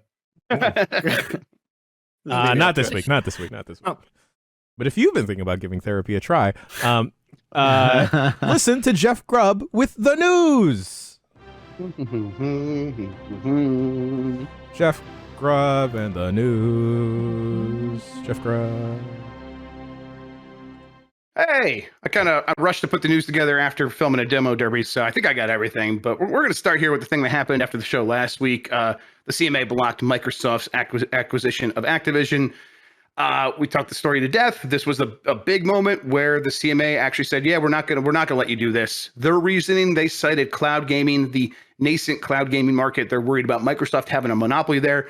They said when they did their studies, they found that Microsoft would have a commercial reason to make games exclusive to their version of the cloud. They said they wouldn't make Call of Duty exclusive to Xbox, but they might make Call of Duty exclusive to the cloud and knock out and try to keep out other cloud providers. That's It's a weird. I think it's a weird reason. Cloud is kind of weird, but whatever. This is one of the. We always kind of thought this might go this way, possibly, or at least there was like a percentage chance that they would get in the way. It just wasn't. This wasn't the reason. Microsoft has said they are going to appeal. That appeal process is weird. The way it works apparently is that Microsoft is going to go say, "Hey, we think the CMA didn't do the process correctly." They can't argue the merits in an appeal. They can't say, "Oh, they actually made the wrong choice." They have to say, "No, the CMA went about they're doing their job incorrectly." If they win that appeal, then that goes back to the CMA, to the same people who already denied it. So it kind of feels like they don't have any chance of coming out of this. But there's a lot of experts who think the CMA will still find some way for Microsoft to agree if Microsoft makes even more concessions. But I don't know. I'm leaning towards this.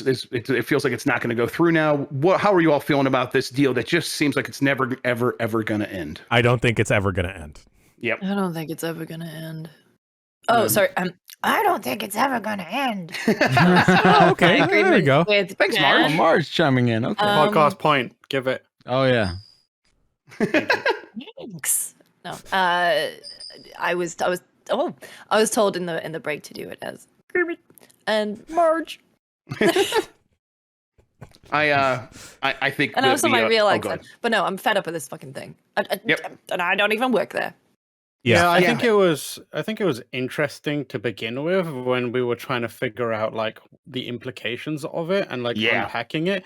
That was when it was interesting. Now it's just two corporations fighting. Or like it's a bunch of corporations fighting, and like that it's dry as fuck. I just don't care anymore. Yep, it is. Well, I mean, like you said early on, we were trying to figure stuff out. We figured it out. We've talked back and forth all the implications, what this can mean, what whether it's worth that amount of money, blah blah blah, back and forward a million times, kind of waiting to get to a point where it's like either it goes through or it doesn't. And now it's like, well, this appeal process could take upwards of 3 years, according to some estimates. It probably won't. It's probably going to go faster than that. But even the implication, even just having that number out in the air is, I find it disconcerting as someone who has covered this story a lot. Microsoft still seems very serious about fighting it, though. So it's expected to remain in the news for the next few weeks, at the very least. Armored Core 6 Fires of Rubicon did get its release date. It's coming August 25th. That's very soon. How you holding up, Tam? I'm all right, I'm excited for this. I'm managing my expectations because everything I've seen of it indicates that it's a very different kind of From Software game. Yep. But I'm still excited because that studio has been. I read some stuff and saw some stuff from the director who was like, "Yep, we are making a different game, but we are taking a lot of the learnings that From Software has made in the last few years and putting it into a brand new Armored Core game." So I'm like, okay, cool. I want to see how. I have like an academic interest in it as well to see like how they are reworking or reapplying their DNA, their new DNA to other experiences.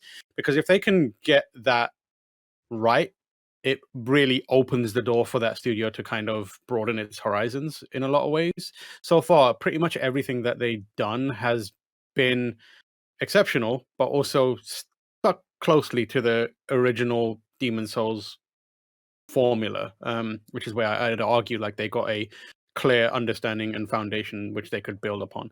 The biggest diversion is probably Sekiro, and even then that is quite close mechanically is different, but like in all other ways it's very, very similar. So I think this is a good opportunity for them to be like, hey, we can make other kinds of games as well, and this is how we would do it without losing our identity. So I'm excited to see whether they can pull that off. At the very least, like, I'm not a super big fan of mech stuff, but I'll give it a go. And also like the marketing and the advert and the trailer for that is just like they are channeling Souls games so hard. Like Tam is more of a flesh on guy. screen, the black and white text. Yeah. Yeah, but also like the fire, spark embers of like cinders burn. Cinders burn. And it's like, all right, what are you doing? Like, they're doing what they do. I think you're so right though that this is the opportunity to. Yes, don't make an Armored Souls game, but make an Armored Core game from the team that has now made a bunch of Souls games. I think, and if you could pull that off, you're right. That's a platform to be like, we can apply the From Software sprinkle dust of magic on a whole bunch of other Oh, stuff. it's disgusting. Get it off. No, it's beautiful. I want it. Oh, how do I get this dust out of my mouth? I want to hear that line 50 more times. Redfall. But it's if they can pull it off, there's a million ways they can go going forward, and they will always certainly fall back to we're making another Dark Souls or Dark Souls like. Of course we're doing that. But now next time when we spread our wings again, it's going to be something very different again. But you could trust us now that it's still going to be a game that you, a From Software fan from the last 10 to 15 years, you're going to enjoy that as well. And that's exciting. And to kind of like add on to that, I think it's a necessity right now for that studio because, as you know, everyone knows that I'm a lover of From Software's games. Oh yeah, the Soul stuff. I heard that. I also think that they've like backed themselves into a really rough corner because, like, for better or worse, a lot of their kind of reputation and the games and the quality that hinges on one man. Like, or we know that it's not a one-man operation. He's a guy who develops with a team, but in terms of optics and also in terms of like actual contribution to game projects, a lot of it is gravitating around Miyazaki. And that's not a good place to be for that studio, especially as he has risen through the ranks and now is like, an executive at that studio. He can't be in a position where every game needs his direct attention. And we've had situations where he stepped away from games like Dark Souls 2, and it's been a weird situation where people were like, oh, it's because Miyazaki isn't on it, etc., etc. Yep. And then he came back for Scholar of the First Sin, I believe, and helped out with that. And that is kind of like them. That studio, again, the too much of it hinges on one person. I think this is also an exercise in like, we need to let other directors and voices and talent in the studio at least try and get to a stage where they can, if not be in the same situation or the same level as Miyazaki, high enough that the expectation isn't there that Miyazaki works on every single game, because one, he can't, two, it's going to tire him out, and three, the quality of games are going to drop. So I think this is also a good opportunity for them to like push other talent forward. Yep. I mean, it's something that it's difficult to pull off, that sort of not passing the torch, but broadening the bench. Yeah. It's something like Nintendo. It's taken Nintendo sort of decades to go from like, oh, we have Miyamoto.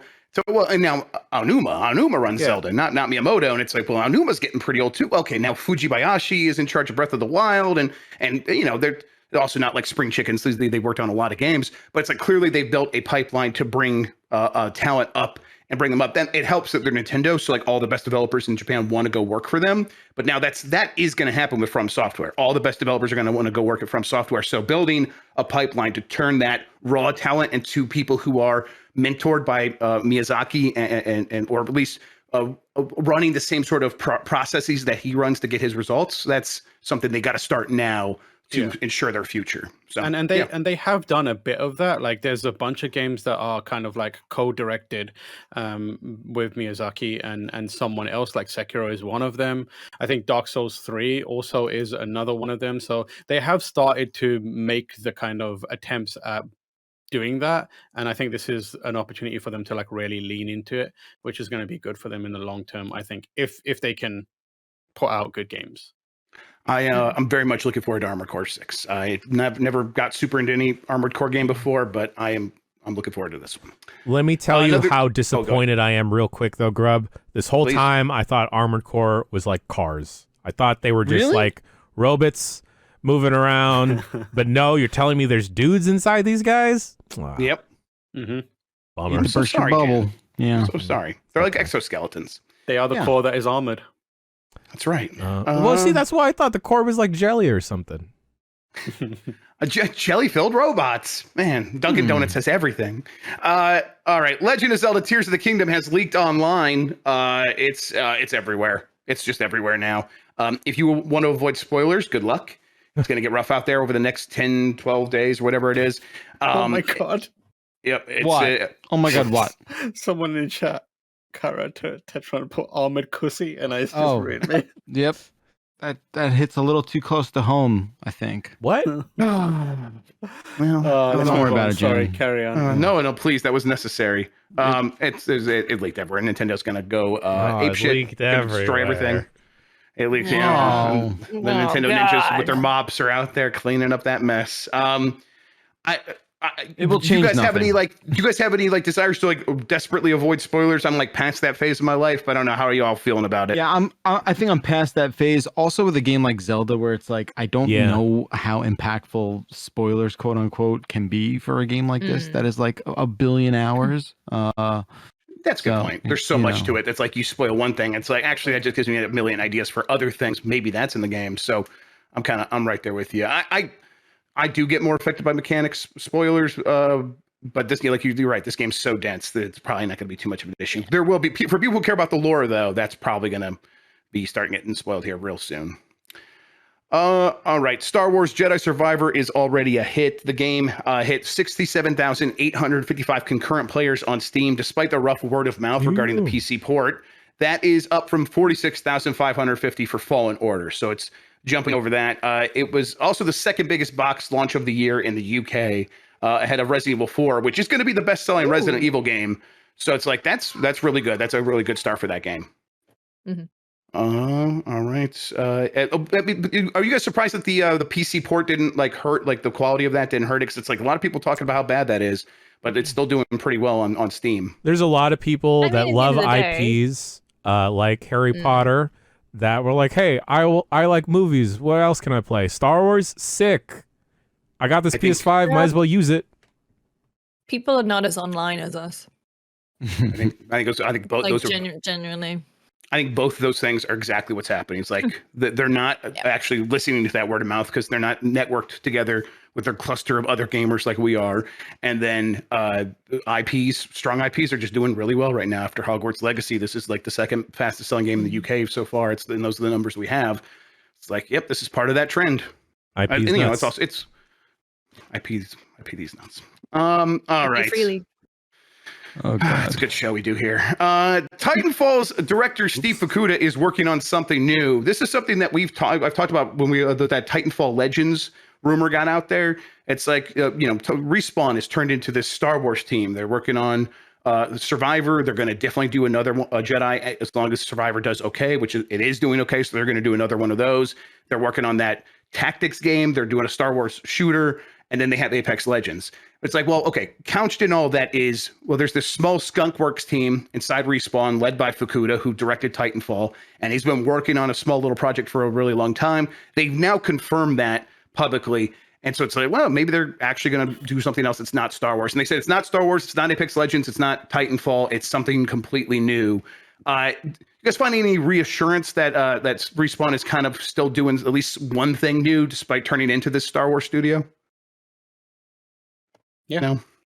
Cool. Yeah. I mean, it's good that they're doing that stuff. But then, I mean, this happens a lot. I think the difference between this and every other kind of studio that does it is they actually mentioned it. They talked about it. So they've manifested it, which means that they probably are serious about it. Yeah. Usually most people there's always works teams making something. Sometimes it's acknowledged by the studio itself and the leadership. Sometimes it's just something made on the side and eventually it gets acknowledged. Sometimes it never comes to light. The fact that they're saying, hey, yes, we are making something different on the side is a pretty big deal. And it's not any of the stuff that you know about. Again, it's another, we were talking about this from software, but it's a good chance for them to not get pigeonholed. Yes. And optically as well as actual in terms of talent and that kind of stuff, especially if they want to continue to grow as a team, which I imagine they will every time they make a game. It's very good, so I imagine investment in that studio is going to grow, and you want to have interesting lures to the studio for talent that is coming out, right? And that kind of game, a mysterious project to work on, sounds like something that would draw talent in. But yeah, it's just good to know that they're not just going to sit there and make Star Wars and Apex. Yeah, and Respawn's had a lot of talent leave to go start their own other studios. I mean, it's been several years since they were Infinity Ward, and then Infinity Ward got screwed over by Bobby Kotick, so they left to go start Respawn, and then now years later from EA purchasing them after starting Respawn, a lot of that talent, that core talent, has left and moved on. Even Vince has moved up into the EA executive structure. So it's who's still there? Well, director of Titanfall, Fukuda is there. Steve Fukuda is still, he's in there. He's running a project. And like you said, that's probably going to be pretty enticing to people who have recognized Respawn as a very talented place to go work for a really long time. And hopefully this project sees the light of day. Xbox Game Pass gets a new referral program. Xbox dropped that $1 deal for Game Pass a few months back now. And people have been wondering, like, is there going to be a replacement? Microsoft said, hey, yeah, we're shifting our strategies over here. This seems to be one of those strategies. Instead of the $1 deal, you can get a 14-day trial that you can gift to other people. So if you're a subscriber to Game Pass, you have this little pass, you hand it up to someone else, and they can get a 14-day trial. I think it's definitely not exactly the same. Probably won't be as effective as $1, but it does lean into the network effect of Game Pass, where the thing that people like to share Game Pass because, like, hey, if you get Game Pass and I have Game Pass, we can play these games together. Well, now you don't have to convince your friend to spend money. You just give them this pass, they get in there, and then maybe they end up getting it for themselves. Do you guys? I mean, is there any world in which you guys hand out this coupon to someone else? Oh, I'm a referral code girly. Ooh, okay. I always give out my referral codes to my friends. Do you put it like a Discord and just like, hey, use it, or do you go to individual friends? You're like, hey, you need to sign up for this. I MLM it. Hell yeah. I tell people all about this new thing that I'm enjoying, and then I give them a referral code. Get them points, girl. Tam has felt the brunt of this quite a lot, actually. Yeah. Unintentionally, but sometimes it's good. He's got so much Tupperware from you. It's I've crazy. got all kinds of shit. I've got Tupperware. I've got family and hygiene products. I've got subscriptions. I've got it all. Lucy, when this all breaks down and video game media just doesn't work anymore, and you start your multi-level marketing empire, get me in at the top of the pyramid, please. I'm begging you. Get me at the top of the pyramid. Well, you've got to work top. your way up, and then eventually, though, you'll have people who report into you. And then they'll have people who report into them. Already working me. All right. Okay. I'm worried that sounds a lot like my career. So I don't know what's going on right now. I'm sold on this philosophy. Finally. But, you just have to... Did you ever do that thing? I swear I've mentioned this on the podcast before. Do you like one of those chain letters where you send a pair of knickers or panties, if you're in America, and then at the end you're meant to get like 6 pairs of pants? What? That sounds like a very American thing. What are you doing with that? No, it's like a British thing at school. What? Where it was like a chain letter thing. Is you this were supposed to get like... Is this like the Chuck E. Cheese thing again? That was You think just because you have a British accent we'll believe anything you say? That's what this says. I mean, no, but you would get, okay, I do. I absolutely do. Yeah, no, I mean, yeah, you would get all these pants, but it never obviously worked because it was. Is it like Columbia Records where it's like you get 12 albums for a penny, but you get 6 pants for 1 pair of panties? So somewhere there's a dude who's an absolute turbo creep with just a warehouse of panties. I'm Googling this. No, first of all, I swear I've talked about this before. Chain letter send underwear. Oh, that's going to get me on a list. Oh, Careful. You are making a mistake. Yeah, 1992. Panties exchanges a new wrinkle in chain letters. So this is from that's American.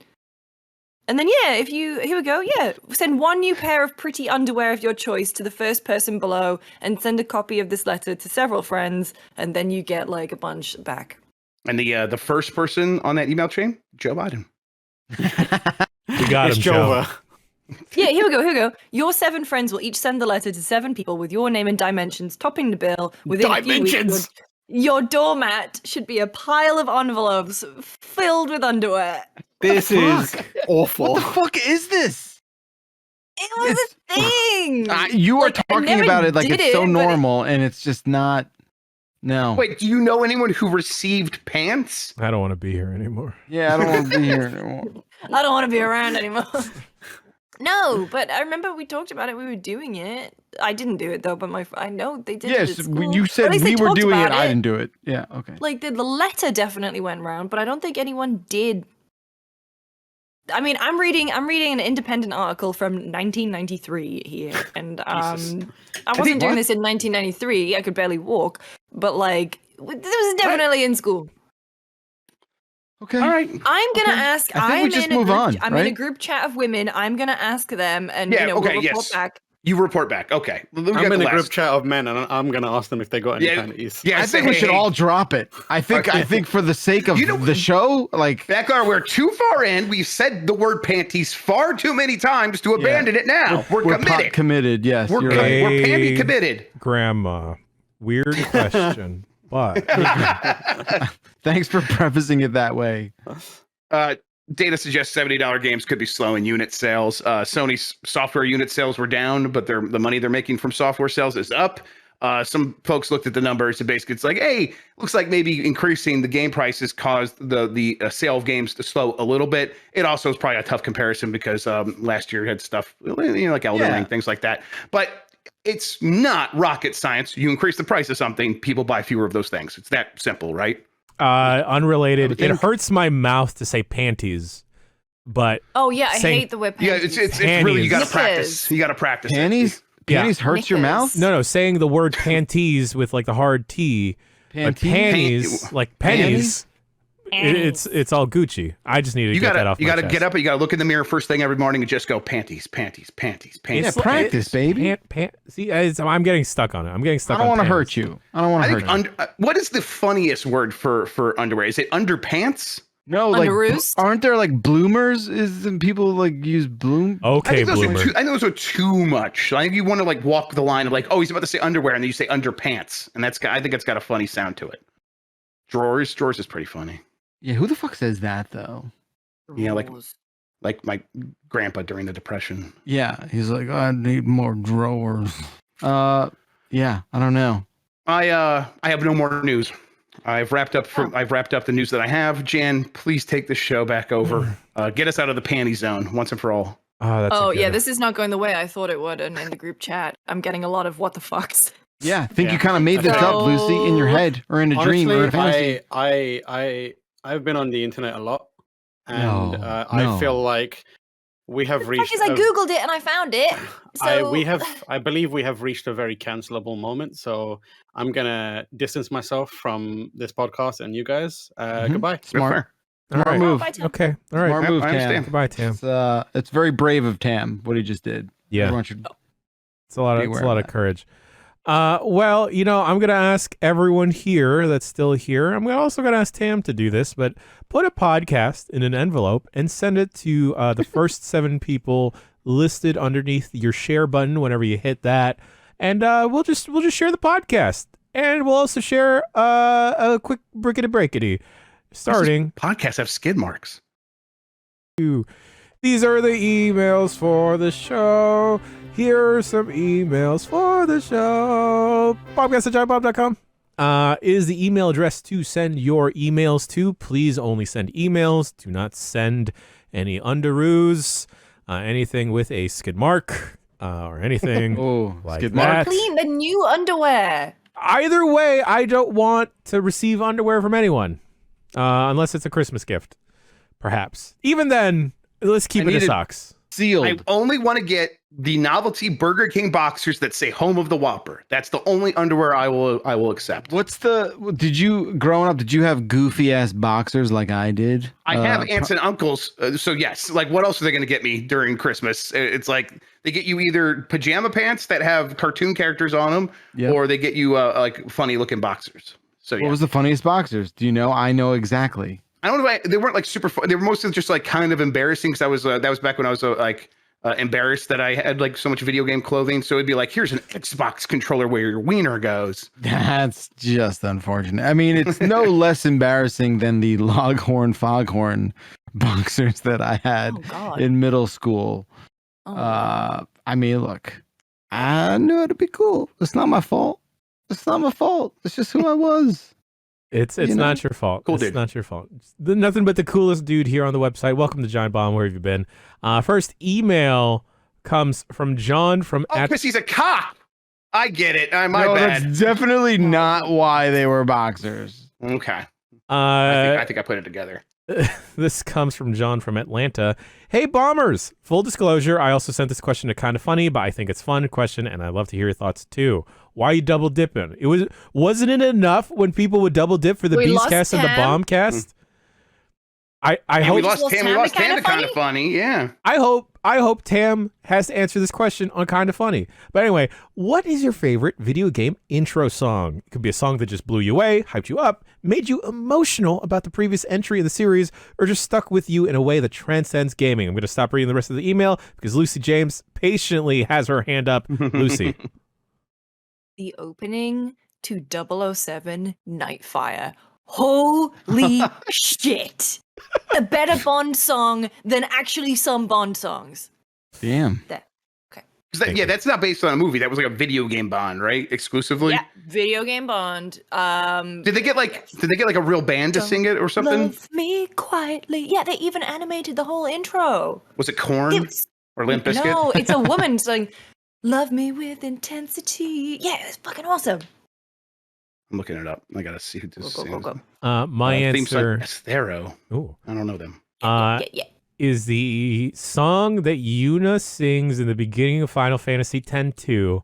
My little cousin loved it so much, we had to restart the game 5 or so times so they could get to the little song and dance number. And then I didn't want to play the game anymore because I just heard that song 5 or so times, and it takes a while to get to that song. Yoshi's Island starts with like one instrument playing, or I think it's actually none, and the island's just spinning there, looking incredibly cool thanks to the Super FX chip, like the Super FX2 chip. And then like I think some percussion starts, and then another instrument really joins, and then another one, and then by the end it just is like just this rocking, awesome Yoshi's Island song, and it's so good. And I would leave the Super Nintendo on on the menu screen for Yoshi's Island just so I could hear that because I love it so much. Bakalar, you got a song? I don't. There's nothing that really like jumps out at me. I think the only thing You don't like music though, so look, I'm a known hater of all things music and video games, so I feel like I'm unqualified to answer this. Although the only like video game music that I do for whatever reason, like hear in my head at random moments in my life, is the 10-second intro to the start screen in Contra. You know what I'm talking about? That down, down, and there's just like an actual explosion, and you're just that like, rules. yeah, I don't know why. I just hear that all the time. As sort of like a thing, sort of like I don't know. It's like a sitcom jingle in my mind sometimes, you know. Thank you for being a friend. Yeah, it's just like in there. It just pops out every now and then. And I'm like, oh yeah, there's that song again, you know. I liked the Growing Pains theme song. Yeah, it's okay. Alternative answer: Don't Sweat the Technique from Aggressive Inline. It's just burned into my memory. Ooh, that's good. Yeah. Interesting. Okay, all right. There was some good music from the menu of NBA Street Volume 2 that would get me in the mood for some basketball. The next email may arouse the fans of Seraphs out there. This comes from Michael in Seattle. Hello, Bombardiers. Recently, you have associated Comic Sans with dyslexia, which piqued my interest as a dyslexic linguist. The reason you are probably associating Comic Sans with dyslexia is because sans and non-italic fonts are much more readable to us folks. There is nothing specific about any one font, let alone Comic Sans, that is helpful to us. It would be like saying non-dyslexic people love reading in Papyrus because it has serifs. Please stop associating dyslexics with herpes of fonts, Comic Sans. Oh, finally. Respectfully, Michael in Seattle. Michael, bless you, because I've always felt guilty about my Comic Sans hate because everyone's like, oh, it's a hate crime that you're doing there. I think it's come back around. I think it's cool again. That's all. That's where I'm at. There's no way that's true. It's only cool for like notes on bathroom doors. Like there's nothing. It's like that's where it belongs. It's always like some idiot who didn't know how to make a Word document and print it out. That's what it is. Yeah, but I think idiots are cool now. But Comic Sans isn't like the default font that like Word or like. I know you do have to seek it out. You got to seek it out.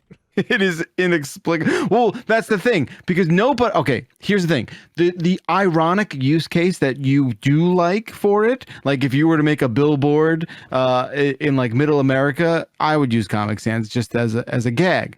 That's a stylistic choice. We're not talking about that. We're talking about something else, which is so. That's all I'm saying.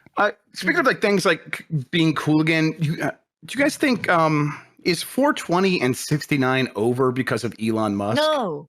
No, he can't ruin that. He's ruined enough. That's for he the doesn't get to. people. He will doesn't get not to ruin take that. 69ing away from us. Yeah, 69ing's always going to be fun. I feel a little and bit cool. more bummed about like 420. Like I think he's ruined 420 for me at least. Now 420 was over for a while. He didn't. Don't give him credit for destroying that. He's made it especially uncool, and I think he's on his way to doing that with 69. So I'm just worried, guys. I'm worried. He's never 69 ever. Who showed that guy? Of course not. Who showed that guy memes? You know? I know. Who let him on the internet? Also, he steals memes so badly. He's not even subtle about it. He just sucks. There's no way that guy did a laying down 69 or a stand up 69. There's no way that guy did either. Okay. By the way, do you guys? Why says if Hitler couldn't ruin 420, then surely Musk can't. All right, fair enough. Stand up 69. That's the new 69. Stand up 69. Stand up 69 sounds like a lot of work. That's like a long time to be on stage. Like, I'm good with a tight 5, but 69, Jesus Christ. Well, you can cartwheel it if you're really fit. You cartwheel it. Anyway. Did that once, landed on my head. We're both concussed. All right. Next email comes from Jake from Arkansas. Greetings, Bombcast. I'm submitting a question that I shamelessly stole from Reddit. What was the first game you can remember that did the squeeze through?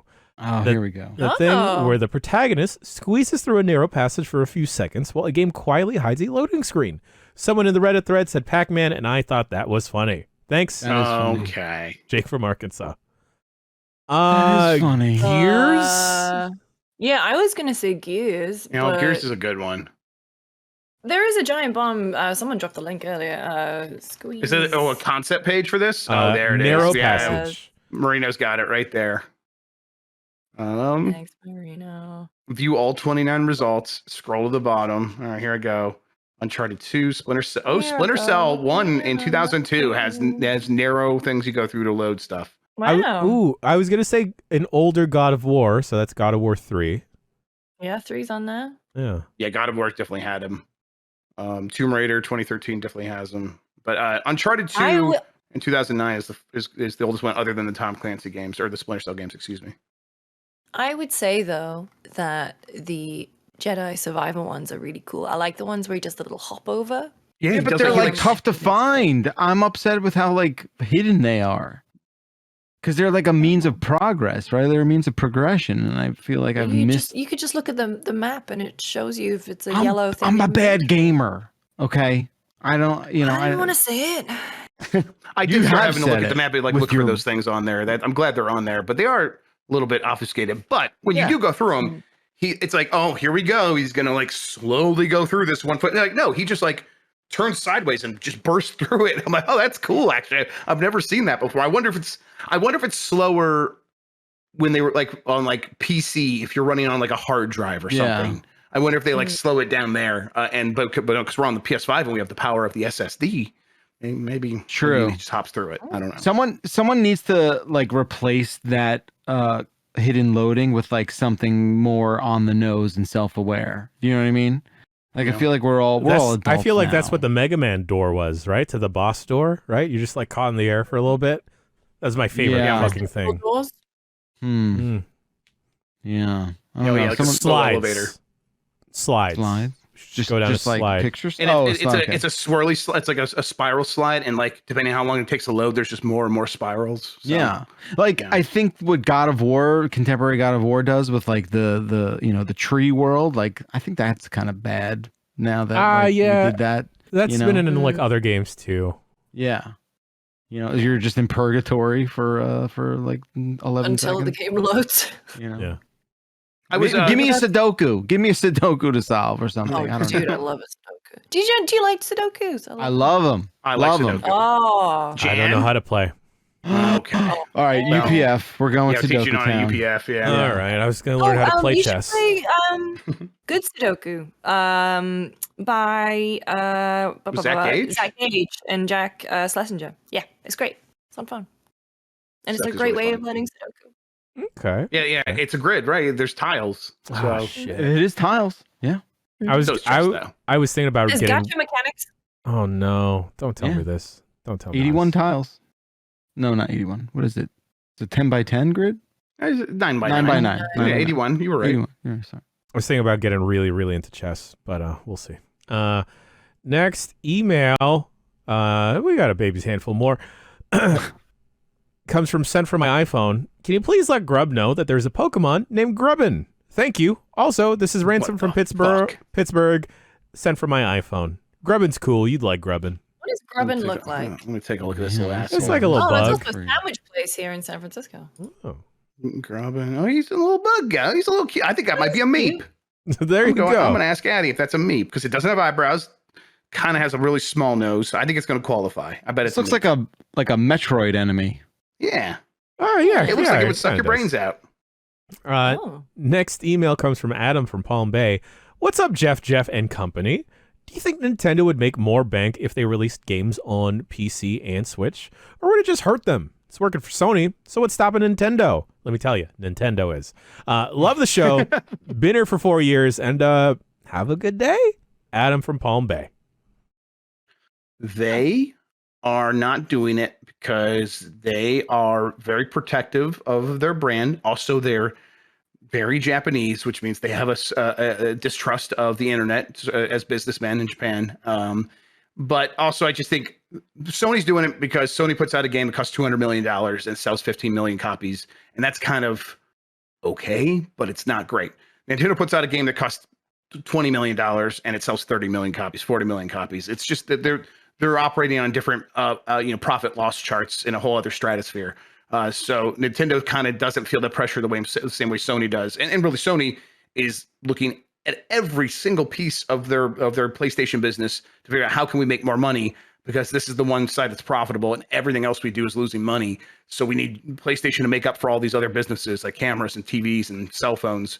So yeah, Nintendo just doesn't feel that same pressure at all. Mm-hmm. And I think you hit it on the head with it's just the cultural divide too. Like that is very much in the DNA that is sort of inseparable from the machinations of their business decisions, for sure. Yeah, I mean, you hear stories about Japanese talent firms being like, hey, if we put a game out on PC, they're going to steal the likeness and they're going to be able to use it in other games, which is it's true, but we can steal them out of the console version as well. So it's just, but like there's that certain distrust of anything that's sort of PC related, sort of on an open platform, and I think that scares Nintendo a little bit. Do you think they'd rather go to mobile than PC? Well, yeah, I mean I think done they it. were. Oh, they Mario were, Run, right? Yeah. They were more willing. As they sort of had bad luck with mobile. They're less willing today than they were before. Oh, the Pikmin game too. I guess there's Pokemon Go. All right. Yeah, Dr. Luigi was on there. Oh, Fire Emblem Mobile. Oh, yeah. Yeah, Fire Emblem Fates. That's the one that did make money. Fire Emblem Fates. That Mario Kart is probably making money too. Next email comes from Chris from Pembroke, Ontario. Congrats, Bakalar. Just writing to say congratulations to Jeff Bakalar and give him permission to talk about hockey. Devils really dominated Game 7. Schmid looked perfect in net. Any thoughts on round 1? How are you feeling about the chances against Carolina? Personally loving how wild playoffs are this year. Really great to see my Leafs not only break their curse, but transfer it to the Bruins. Go Leafs go. Chris from Pembroke, Ontario, also known as Meta Knight's dad. I don't know if that's how curses work. Like, is a team able to transfer a curse like I that? think so. Maybe. I think a curse, you can do anything you want to a curse if you believe hard enough. That's how curses work, right? I think I'm very self-aware. Hockey, the least popular sport in the country. Yep. But having doing great this year. I think that's through the help of it being televised on ESPN again, and then being forced to talk about it. But I cannot stress to anyone how insane the Bruins losing in the first round to the Florida Panthers. It was so beautiful. Like I can't. It is just so improbable. It is the biggest, in my opinion, top 2 biggest upsets in the history of hockey. The history of hockey. It's the oldest sport in the country, basically, right? Yeah. And they did. It's like they choked, but they did. It wasn't like they completely blew it. It was they played pretty well in a bunch of games, but and so I'm like, you can lose a best of 7 series and not deserve to lose. But if you lose a best of 7, you definitely didn't deserve to win. And Boston did nothing to deserve to win. They were just they weren't necessarily outplayed, but they did not put they were up 3-1 in the series. They were up a goal in the third period in that last game, and they could not close it out. It was incredible. It's crazy. And all of the Bruins like copium, the morning after, listening to these freaks call up the local radio being like, I want heads to roll, when they're like they're saying it's so amazing. It's almost as good as the Rangers copium this morning after losing to the Devils in 7 games after being up 2-0 in that series. So thank you for writing in, Chris. I'm very happy to see the Leafs win for sure. I'm not like a Leafs hater at all. I love all the Canadian teams. What were you going to say, Grubb? Yeah, to like bring this into anime. Schmidt's first name is Akira. Akira, yeah. That's not a Swiss name, right? It's definitely not a Swiss name. Like, I don't know, maybe Akira's parents are anime fans. I have no idea. I really hope that's what it is. I'm like, I don't want to like look it up in case it's not the case, but I want to believe it's that awesome. his parents were just super big into Akira. It's super sick. Like, I really hope I think the Devils, like the people who run the sort of marketing for the Devils, have done a really good job this year. And Akira was like this third goalie who like only played a handful of games, and he just fucking pounded the Rangers in this series. And I feel like they're going to lean into the anime part of his name now. Like they're going to like also what another breakthrough year. Obviously no one expected the Devils to even make the playoffs, let alone be in the second round. And I'm so grateful. This team is so much fun to watch.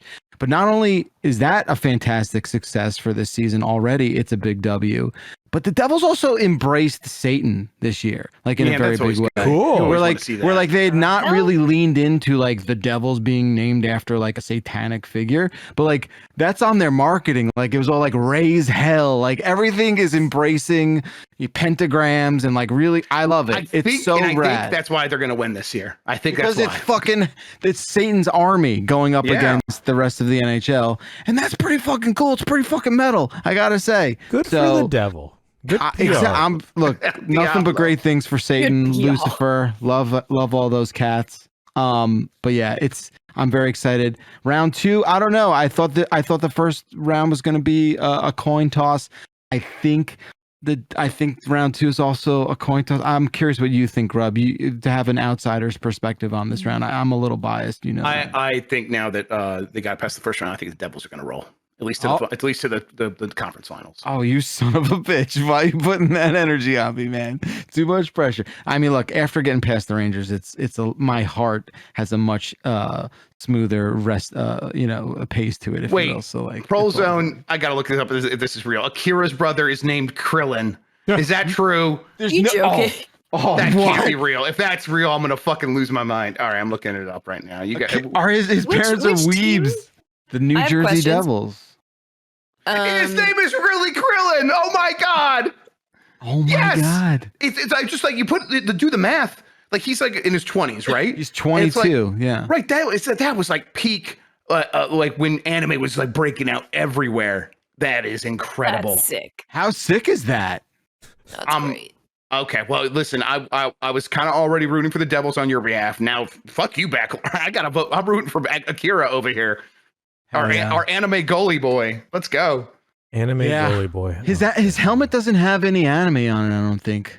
But maybe he's also like sick of it. I would imagine. Right. Yeah, maybe he doesn't even like anime, and that's kind of right. Like, this is my burden. I've never. Do you think any of the children that are the 20-year-olds that are named Sephiroth are like super into Final Fantasy VII? No, probably totally. not. Dude, wait until the Daenerys's and Khaleesi's grow up. Like, we're not even gonna give those freaks a chance.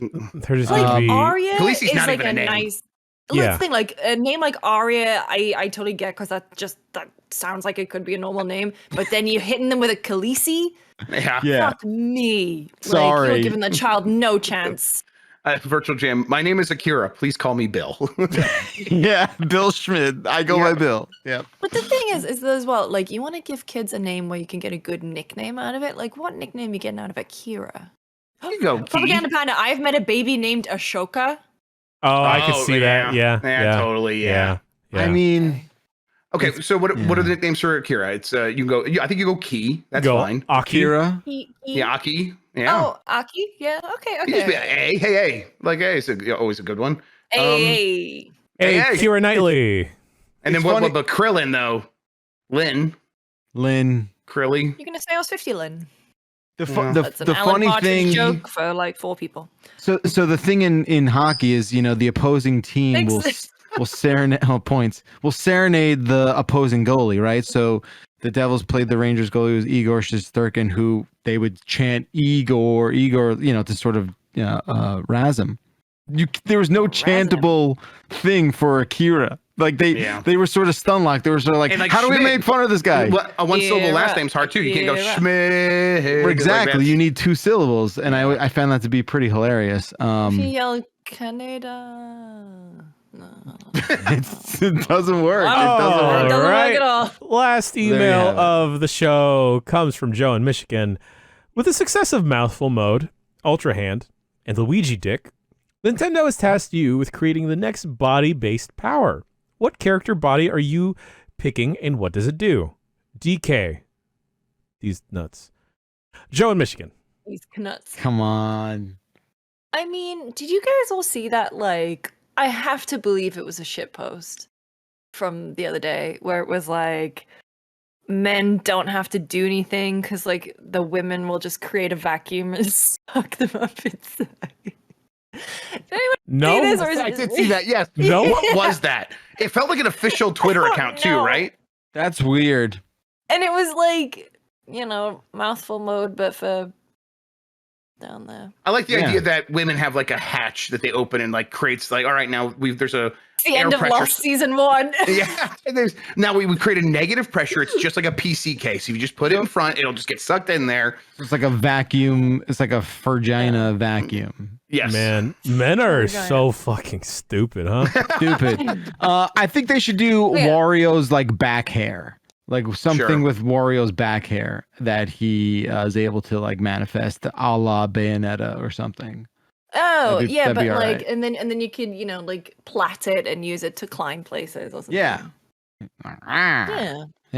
I think Toad's head, and you could like they can like stand on it and they can like spin like a top or a dreidel. And they can like attack people that way. I think that'd be pretty good. Okay. I guess Toad Wario's would be the earwax to help puzzle solving. Wario's already got a lot of body-based stuff, right? Doesn't he like there's a butt stomp in one of the games? He does a shoulder charge. Prevalent. Yeah. I was for some reason I was thinking Waluigi would have a really good elbow drop. I don't know where that comes from. All right. You could send your emails about virtually any and everything to bombcast@giantbomb.com. I'm now going to carefully open the Word doc, and I'm already scared. Oh, jeez. Because we've gone to that part of the show where we give out shout-outs. So I'm going to skip some of these because, don't want to incur any beef because we don't need to. Jack Skellington, Sally, the angel from my nightmare, Brian Tyree Henry, Super Metroid references, La Marzocho, the indefatigable Jan Ochoa, Jan Jerome Chavo del Ochoa, the one PC game where that isn't broken. Sorry, it's Star Rail. Shoot work shoots. She sells seashells by the seashore. Podcast points. Nice. The darkest of dark links, a 4-source Fiesta, the missing conniving connectivity compadre Dan Reichert, Anakin Skywalker in Fortnite. No! Attack of the Clones Padme in Fortnite. Sleep. Snake Man from Mega Man 3. Lucy's horse legs. Happy anniversary to Angie and Gary. Blue Pants. Yoga Farts. Gout. Golf. Club Soda. The Monthly Cry. Big Round Butt. You like to eat olives? More. How about you eat olive these nuts? LMAO. Got him. That's pretty good. She sells seashells on seashore. The shells she sells are seashells, I'm sure, for if she sells seashells on the seashore, then I'm sure she sells She sells seashore shells. Glub Shido, Scuba Steve, Disney Plus series now. The Porgs and viewers like you. Thank you. You can't add to it while I'm stop reading it. it. Oh, Grub And doing viewers it. like No, you. I'm Thank saying, you. I'm going there. I'm stopping. You know him. who you are. Yub Nub, Nub Bubs, Paint Chain Letter Pervert, Pedro Pascal, the snack that eats like a meal, Kiefer Sutherland 24 reboot with his dad at modern day paranoia, rabbit/hole, anyone with a blue sky code, the letter M, shoutouts, broken unfinished games with bad PC ports, rubber band Jans. Can I edit this? Wow, I can. Jan, I need you to ask Tam and Lucy what they order when they get Chinese. Please, it's all over my FYP page on TikTok. Lucy. Crispy chili chicken Okay. and noodles. Harvey Smith, we still love you. Shouts out to the unsung heroes, the devs, the Cocktail Twins, Jan for being the best, Redfall, Panties, Lucy's Kermit the Frog voice. Shouts out to Waypoint, Lucy's Marge voice, R.I.P. Waypoint. You'll never. Bubsy3D.com. Hi, Jan. All the love. And that's all the shout outs. Okay, there's still more. Keep up the fantastic work. Helvetica. If we keep adding, he can't stop the podcast. Grub is a cop. And no, not going to read that very last one. And trans rights. Shouts out to trans rights. Folks, thank you so much for joining us on the Giant Bombcast. The Word Doc continues to be a lovable hellstorm. It's okay. It's a good social network. If anyone's got a blue sky code, send it over to your boy. Yeah, seriously. Please. I need an outlet. Guys, please. Yeah, Guys, please. shouts. Guys, Me please. too. Jeff Grubb, thank you. Jeff Nice Bakalar, thank you. Thank you. Lucy James, thank you. Tamur Hussein, thank you as well. And thank you to the folks at home once again. Go check out all of GameSpot's hot new shows dropping this week. Got a whole week of programming. And remember, you can earn your precious podcast points by watching all of them and watching all of us. This week, no connectivity compadres, Four Swords Fiesta, or Robo Mitch. We got some stuff up in the air. But we'll have some McGrubber tomorrow. McGrubber. Yeah.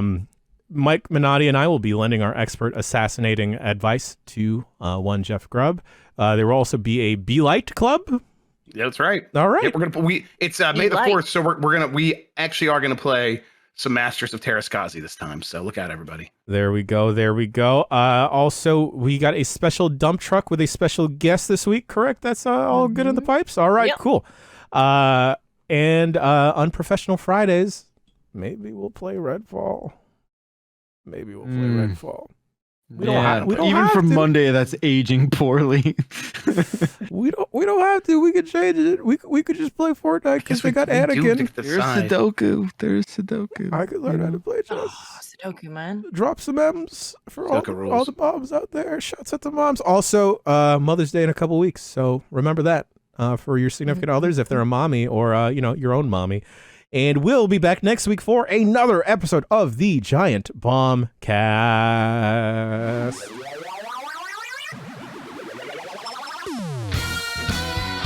The thing is about Crime Boss is that it had Kim Basinger. That's all I'm going to say. Redfall doesn't.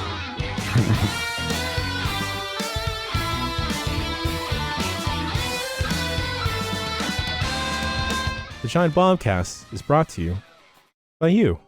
Wow, you look good today. Look at that. Damn. Wow. Respectfully.